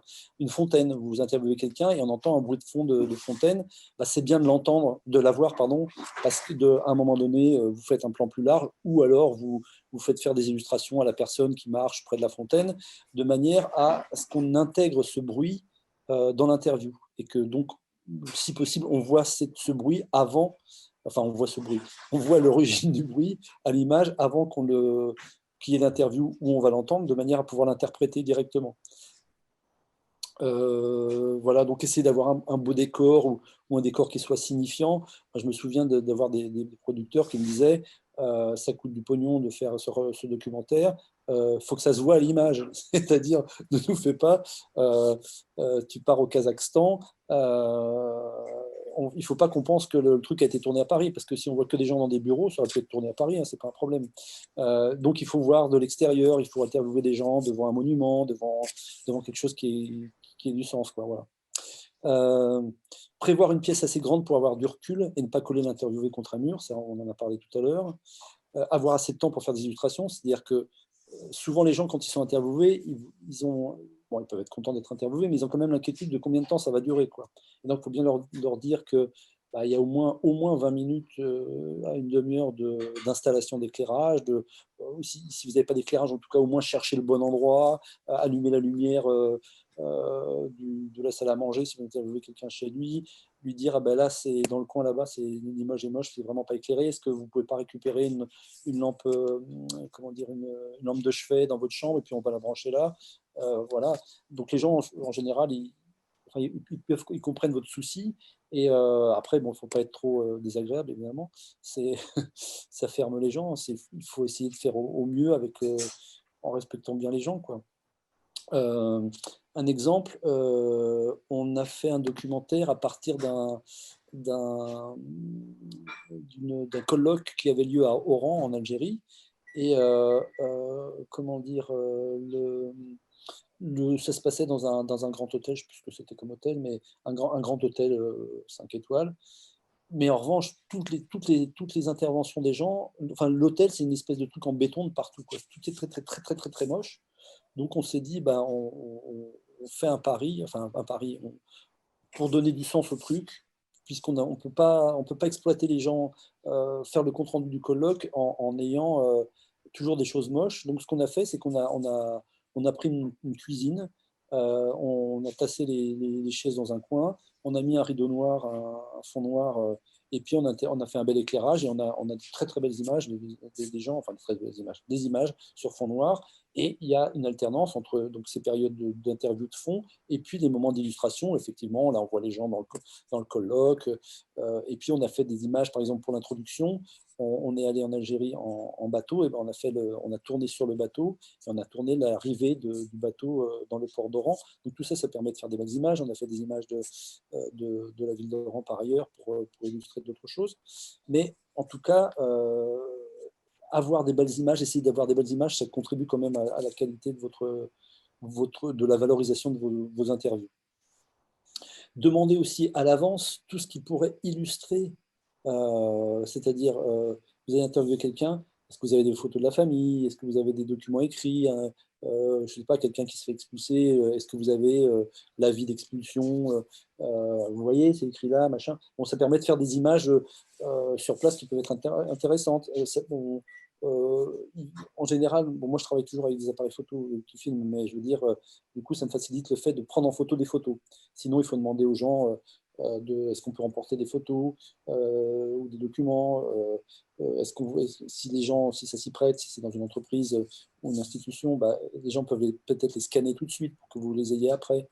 Avec vous en partant, je veux dire. Ça peut être si vous allez, par exemple, là, dans un des reportages que j'ai vu, c'était des gens qui avaient retrouvé des anciens documents, des anciennes lettres d'échange entre leurs grands-parents. Et donc, le journaliste, là aussi c'est un classique, a fait lire à un membre de la famille une des lettres à voix haute. Bon, c'est aussi une manière d'illustrer les choses indépendamment de l'interview. Je vous propose, alors attendez, je vais marquer que ça s'arrête ici. On s'est arrêté ici. Je surligne pour savoir que ça s'est arrêté ici. Je voudrais quand même vous montrer 2-3 bricoles. Il est 15h55. Donc ceux qui doivent partir à 16h, n'hésitez pas à partir. Et puis les autres, je vous propose de passer une quinzaine de minutes à regarder les choses. Donc là, je suis en train de faire la démarche pour repartager l'écran. Voilà, c'est partagé. Paf. Donc, ce qui est désagréable, c'est que pour gagner du temps, je ne vais pas vous faire ce qu'on a fait tout à l'heure, c'est-à-dire vous passez une fois le reportage et vous le repassez, mais je vais arrêter au fur et à mesure, quoi. Donc ça, on l'a vu, c'est la situation. Sur l'île de Beauté. Voilà. En France, la vigilance sur l'île de Beauté a été levée après avoir enregistré des rafales de plus de 200 km/h sur le Cap Corse, dans les Alpes-Maritimes. C'est la fonte des neiges.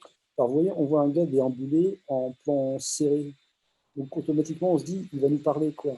Mais c'est très curieux d'amener un gars qui va être interviewé en plan serré comme ça, quoi. Ça aurait eu du sens de voir un gars en plan large, mais de le voir aussi serré et puis apparaître et disparaître comme ça, c'est très bizarre, quoi. Et la pluie qui ont provoqué une nouvelle montée des eaux dans le secteur. Alors, vous voyez, il est en pleine interview, le gars. Il est en train de raconter des choses et on entend encore le documentaire dessus. De la vallée de la Roya, plusieurs passages. Mais je dis des bêtises. Je me rends compte que c'est le comment dire, c'est le décalage dont je vous parlais tout à l'heure sur France 2. Voilà, c'est un documentaire de France 2 et je n'avais pas repéré que c'était décalé. Je vais passer au suivant parce qu'effectivement là, ça n'a aucun sens.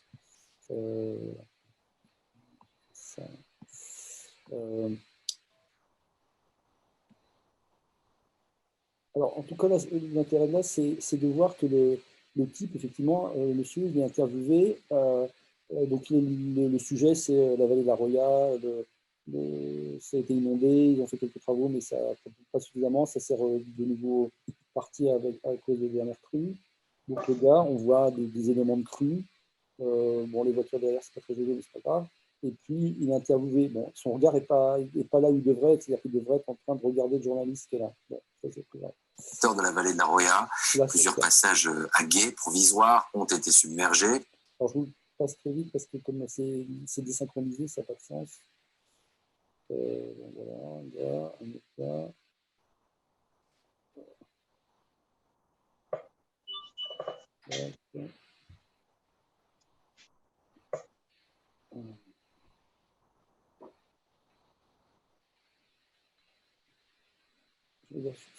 Donc laver la vallée. Ouais, non, je ne sais pas pourquoi c'est synchronisé une partie du sujet et pas le reste. Donc c'est pas grave, on passe au suivant. Tac. Le sémaphoriste était aux premières loges pour signaler les naufrages, les jours de tempête.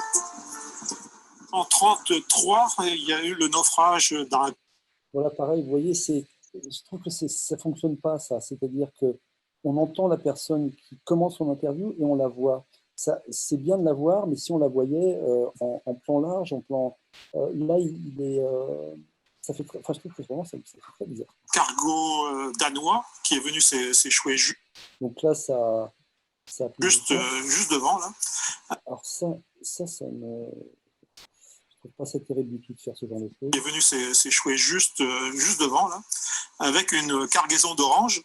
Et ma maman, à l'époque, elle me disait qu'elle avait une orange pour Noël. Et là... Alors, si l'un d'entre vous avait fait ce reportage, je vous dirais, tu te passes de l'image du cargo, parce que ça ne dit rien de plus. On a vu une espèce d'image moche, avec ça ne porte pas vraiment d'informations, et c'est très moche. On voit le gars qui disparaît doucement là, sur le côté. Franchement, on serait resté sur lui. On n'avait même pas besoin soit une fois l'interview finie, on filmait l'endroit qu'il montrait de sa main et on pouvait introduire une image d'aujourd'hui, ça avait du sens. Ou alors on pouvait éventuellement, si on avait une image assez belle, introduire l'image qu'on avait et la mettre au-dessus de lui en illustration, mais le faire un espèce d'effet là, très kitsch, de le faire disparaître comme ça, et de faire apparaître le truc et de le refaire réapparaître, je trouve que c'est vraiment très, très d'accord. Il y avait des oranges de partout. Mais en 1940, les Allemands détruisent le bâtiment. À côté du phare, qui lui n'a jamais cessé de fonctionner, le sémaphore va rester en ruine pendant près de 80 ans. Marc Arzel l'a toujours connu ainsi. Les enfants de l'Hervilly, on s'amusait là-dedans, et puis quand il y avait des tempêtes, on avait l'impression d'être dans un bateau, et puis on recevait les embruns à travers les ouvertures dans lesquelles il n'y avait plus de fenêtres, quoi, et on était comme des marins. En tout cas, le cas il est bien placé, c'est-à-dire que là, on voit bien que son regard traverse l'écran, on voit bien qu'il parle à quelqu'un comme on a l'habitude, quoi. Il est bien, enfin, il est sur les lignes de force, c'est pas de souci. En revanche, ce qui n'est pas très bien cadré, c'est qu'on a ces trucs qui lui collent autour. Ça aurait été mieux, par exemple, de le placer ici. Il aurait masqué ça. Et on aurait eu ce bâtiment, en plus c'est le bâtiment dont il est question dans le reportage, qui se voyait très bien. Ça aurait été, bon, le cadre n'est pas très joli, quoi. Puis on naviguait en plein vent, et puis on était tout heureux, quoi. Alors, j'ai fait le reportage et il y a la suite qui vient maintenant. Bonjour, bienvenue au sémaphore d'Hervilly. Bon, ça, c'est une manière qui n'est pas une interview, mais de mettre les gens en situation, pourquoi pas. Mais il y a 5 ans, il a pu racheter le sémaphore pour le transformer en gîte de luxe, avec tout le confort nécessaire pour accueillir 8 personnes. On passe dans le salon. Donc, c'était en fait l'ancienne salle de guet, la salle de vigie du sémaphore, avec une grande baie vitrée comme ça, avec 6-7 fenêtres qui permettaient d'avoir une vue. Alors là, en revanche, ça marche. C'est-à-dire, autant je vous disais tout à l'heure de ne pas faire ce genre de choses, là, peut-être qu'ils lui ont fait faire 3 fois la chose pour arriver à avoir le bon point, la bonne luminosité, etc. En tout cas, ça marche. Ça, dans la foulée, ça illustre bien en direct ce dont il parle. À 360 degrés sur l'océan. Dans l'entrée, un escalier a été rajouté pour rejoindre l'étage, entièrement réaménagé. Avant, il y avait une grosse cheminée en fait, qui empêchait le passage, donc c'est celle qui est tombée avec la main en bas qui a permis d'ouvrir. Et là, il y avait des petits Velux et on a mis une grande verrière qui permet d'avoir une vue mer sur la pointe du Raz et sur l'île de Sein. Vous voyez par exemple ces 2 plans-là, c'est sûr, ils ont été filmés après. C'est-à-dire ils sont trop décalés par rapport au précédent en termes de valeur de cadre, donc ils ont vraiment été filmés après pour illustrer. Ce que moi je vous préconise plutôt, c'est-à-dire vraiment de la personne en interview et après on illustre avec ce dont elle parle et qu'on a filmé après coup. Les travaux de restauration ont duré 2 ans et demi et en 2019, Jean-Yves a accueilli ses premiers hôtes.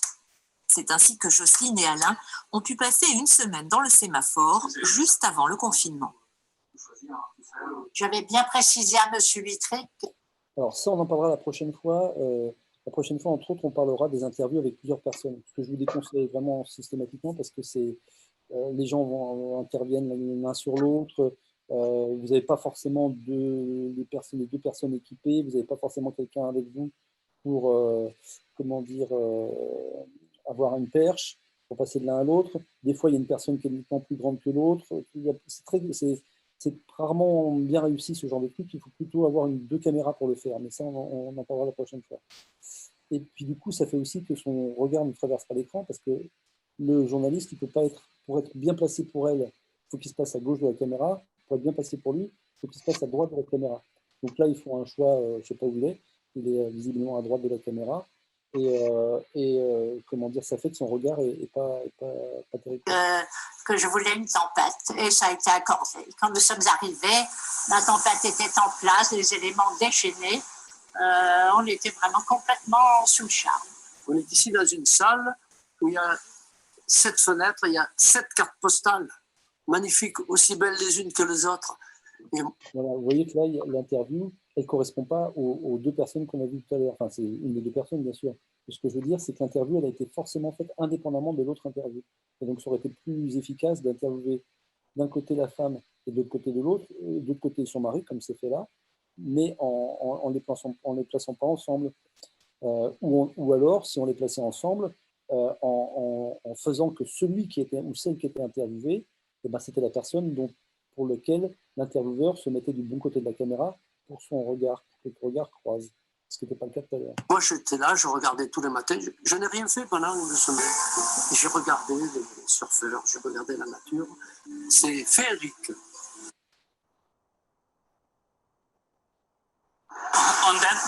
Alors là, ça porte c'est en Inde et c'est un truc médical, mais je ne sais pas ce que c'est. Peut-être le Covid aussi. Ce jour-là, nous avons trouvé un variant très différent, avec de nombreuses mutations. Et il s'est avéré que ce variant était... Voilà, là, c'est bien cadré. La personne est dans la situation. On a de la profondeur de champ derrière. Le point est ici, évidemment, et là, ça permet quand même d'avoir une idée de l'endroit où on se trouve.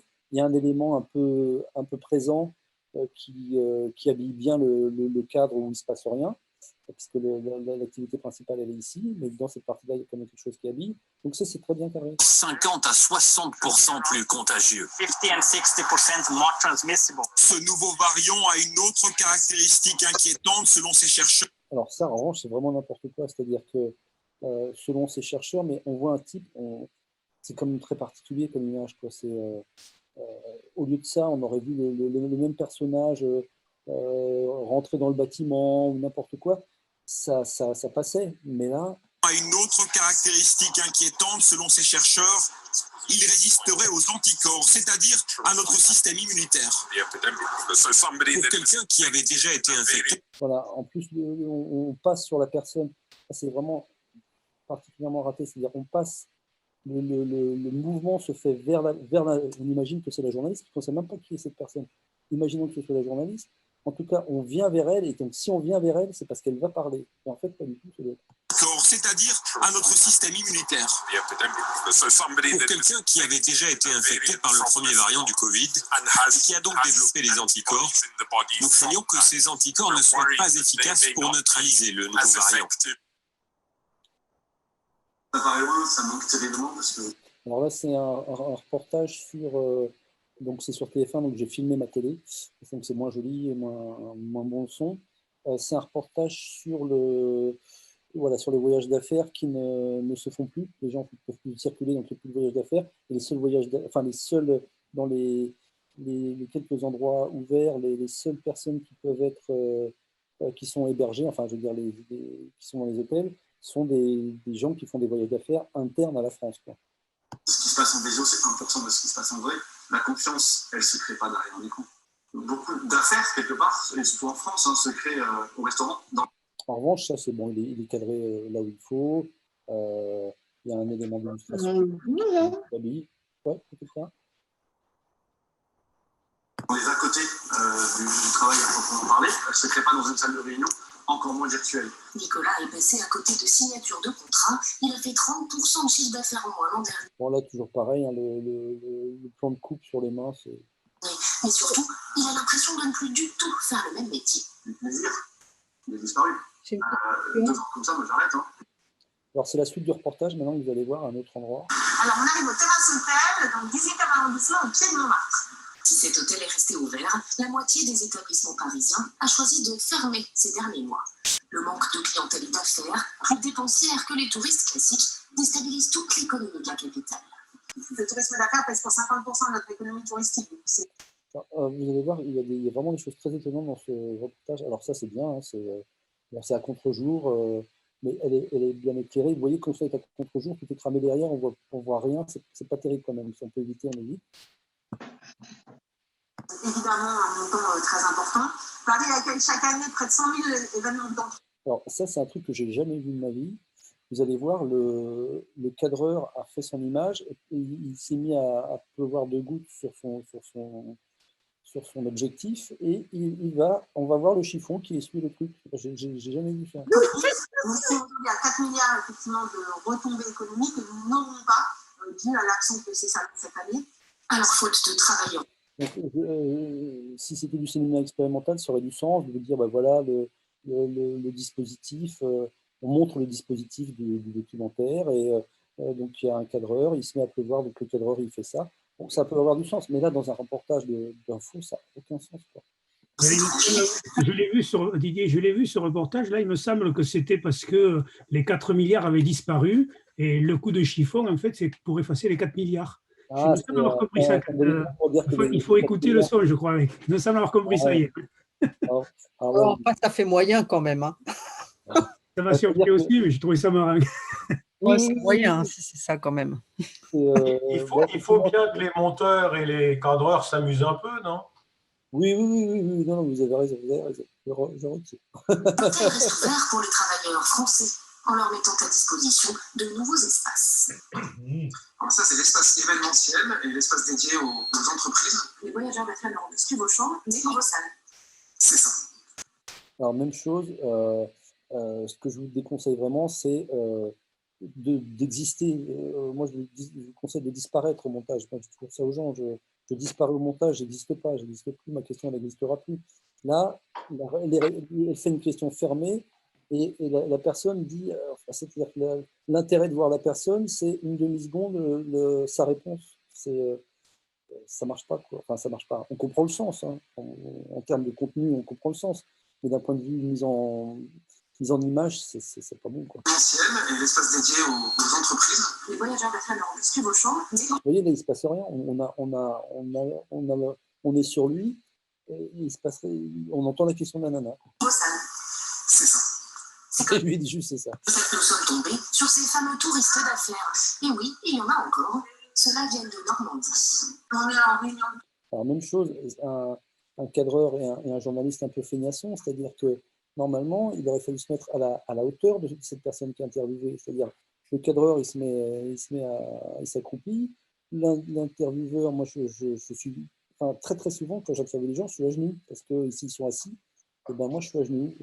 Ou alors je suis assis si on me trouve une chaise, mais sinon la priorité c'est que je sois à la même hauteur de regard que la personne et que la caméra aussi soit à la même hauteur de la personne. Là, ça écrase les gens et ça n'a pas d'intérêt, ça n'a pas de sens. Je veux dire, ça ne dit pas quelque chose, quoi. Travail pour 4 jours.